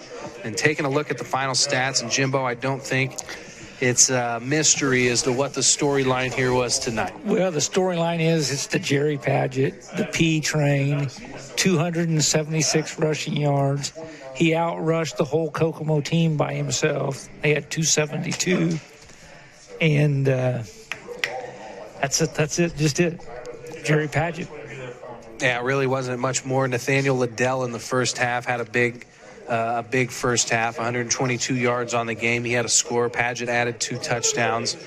On the defensive side of the ball, Mason Hill led the way with Riley Western. Both had 8 tackles, one of those for loss for each of those guys. Ples Lawrence was the lone bright spot for the Cats, and really most of his yards were gained on one play, a 65-yard touchdown in the first half. He did have 168 for the game. And you look at the scoreboard, Jimbo, and it reads 34 to 19, but really you eliminate one play here or there for the Wildcats, and they're right in the game down to. Oh yeah. And there was a chance that they could have scored easy, I think, in the fourth. They let Western take it away. I forget the exact situation, but I mean, this game was close up until late in this game. So Kokomo just struggling to stop the run. I mean, and what can you do? You have a senior like Jerry Padgett just absolutely dominate the game. No answer for him. Just absolutely abuse the edges of the Wildcats defense, and that's just not going to get it done. You're not going to win that many games if you can't contain a monster running back like Jerry Padgett. That'll do it for us here tonight. Western victorious over the Wildcats. Next week we'll be here Friday, 7 o'clock kickoff. Plymouth comes to Walter Cross Field. The Plymouth Rockies. The Rockies. Yeah, basketball's the Pilgrims, football's the Rockies. That makes no sense. I don't know what tell that's me all, why? I don't know what that's all about. You learn something new every day when you're talking to Jimbo Rail. Thanks for watching here tonight. We hope to see you next week here on Fast Play Sports. I'm Devin Schott for Jimbo Rail and everyone else here. Thanks for watching.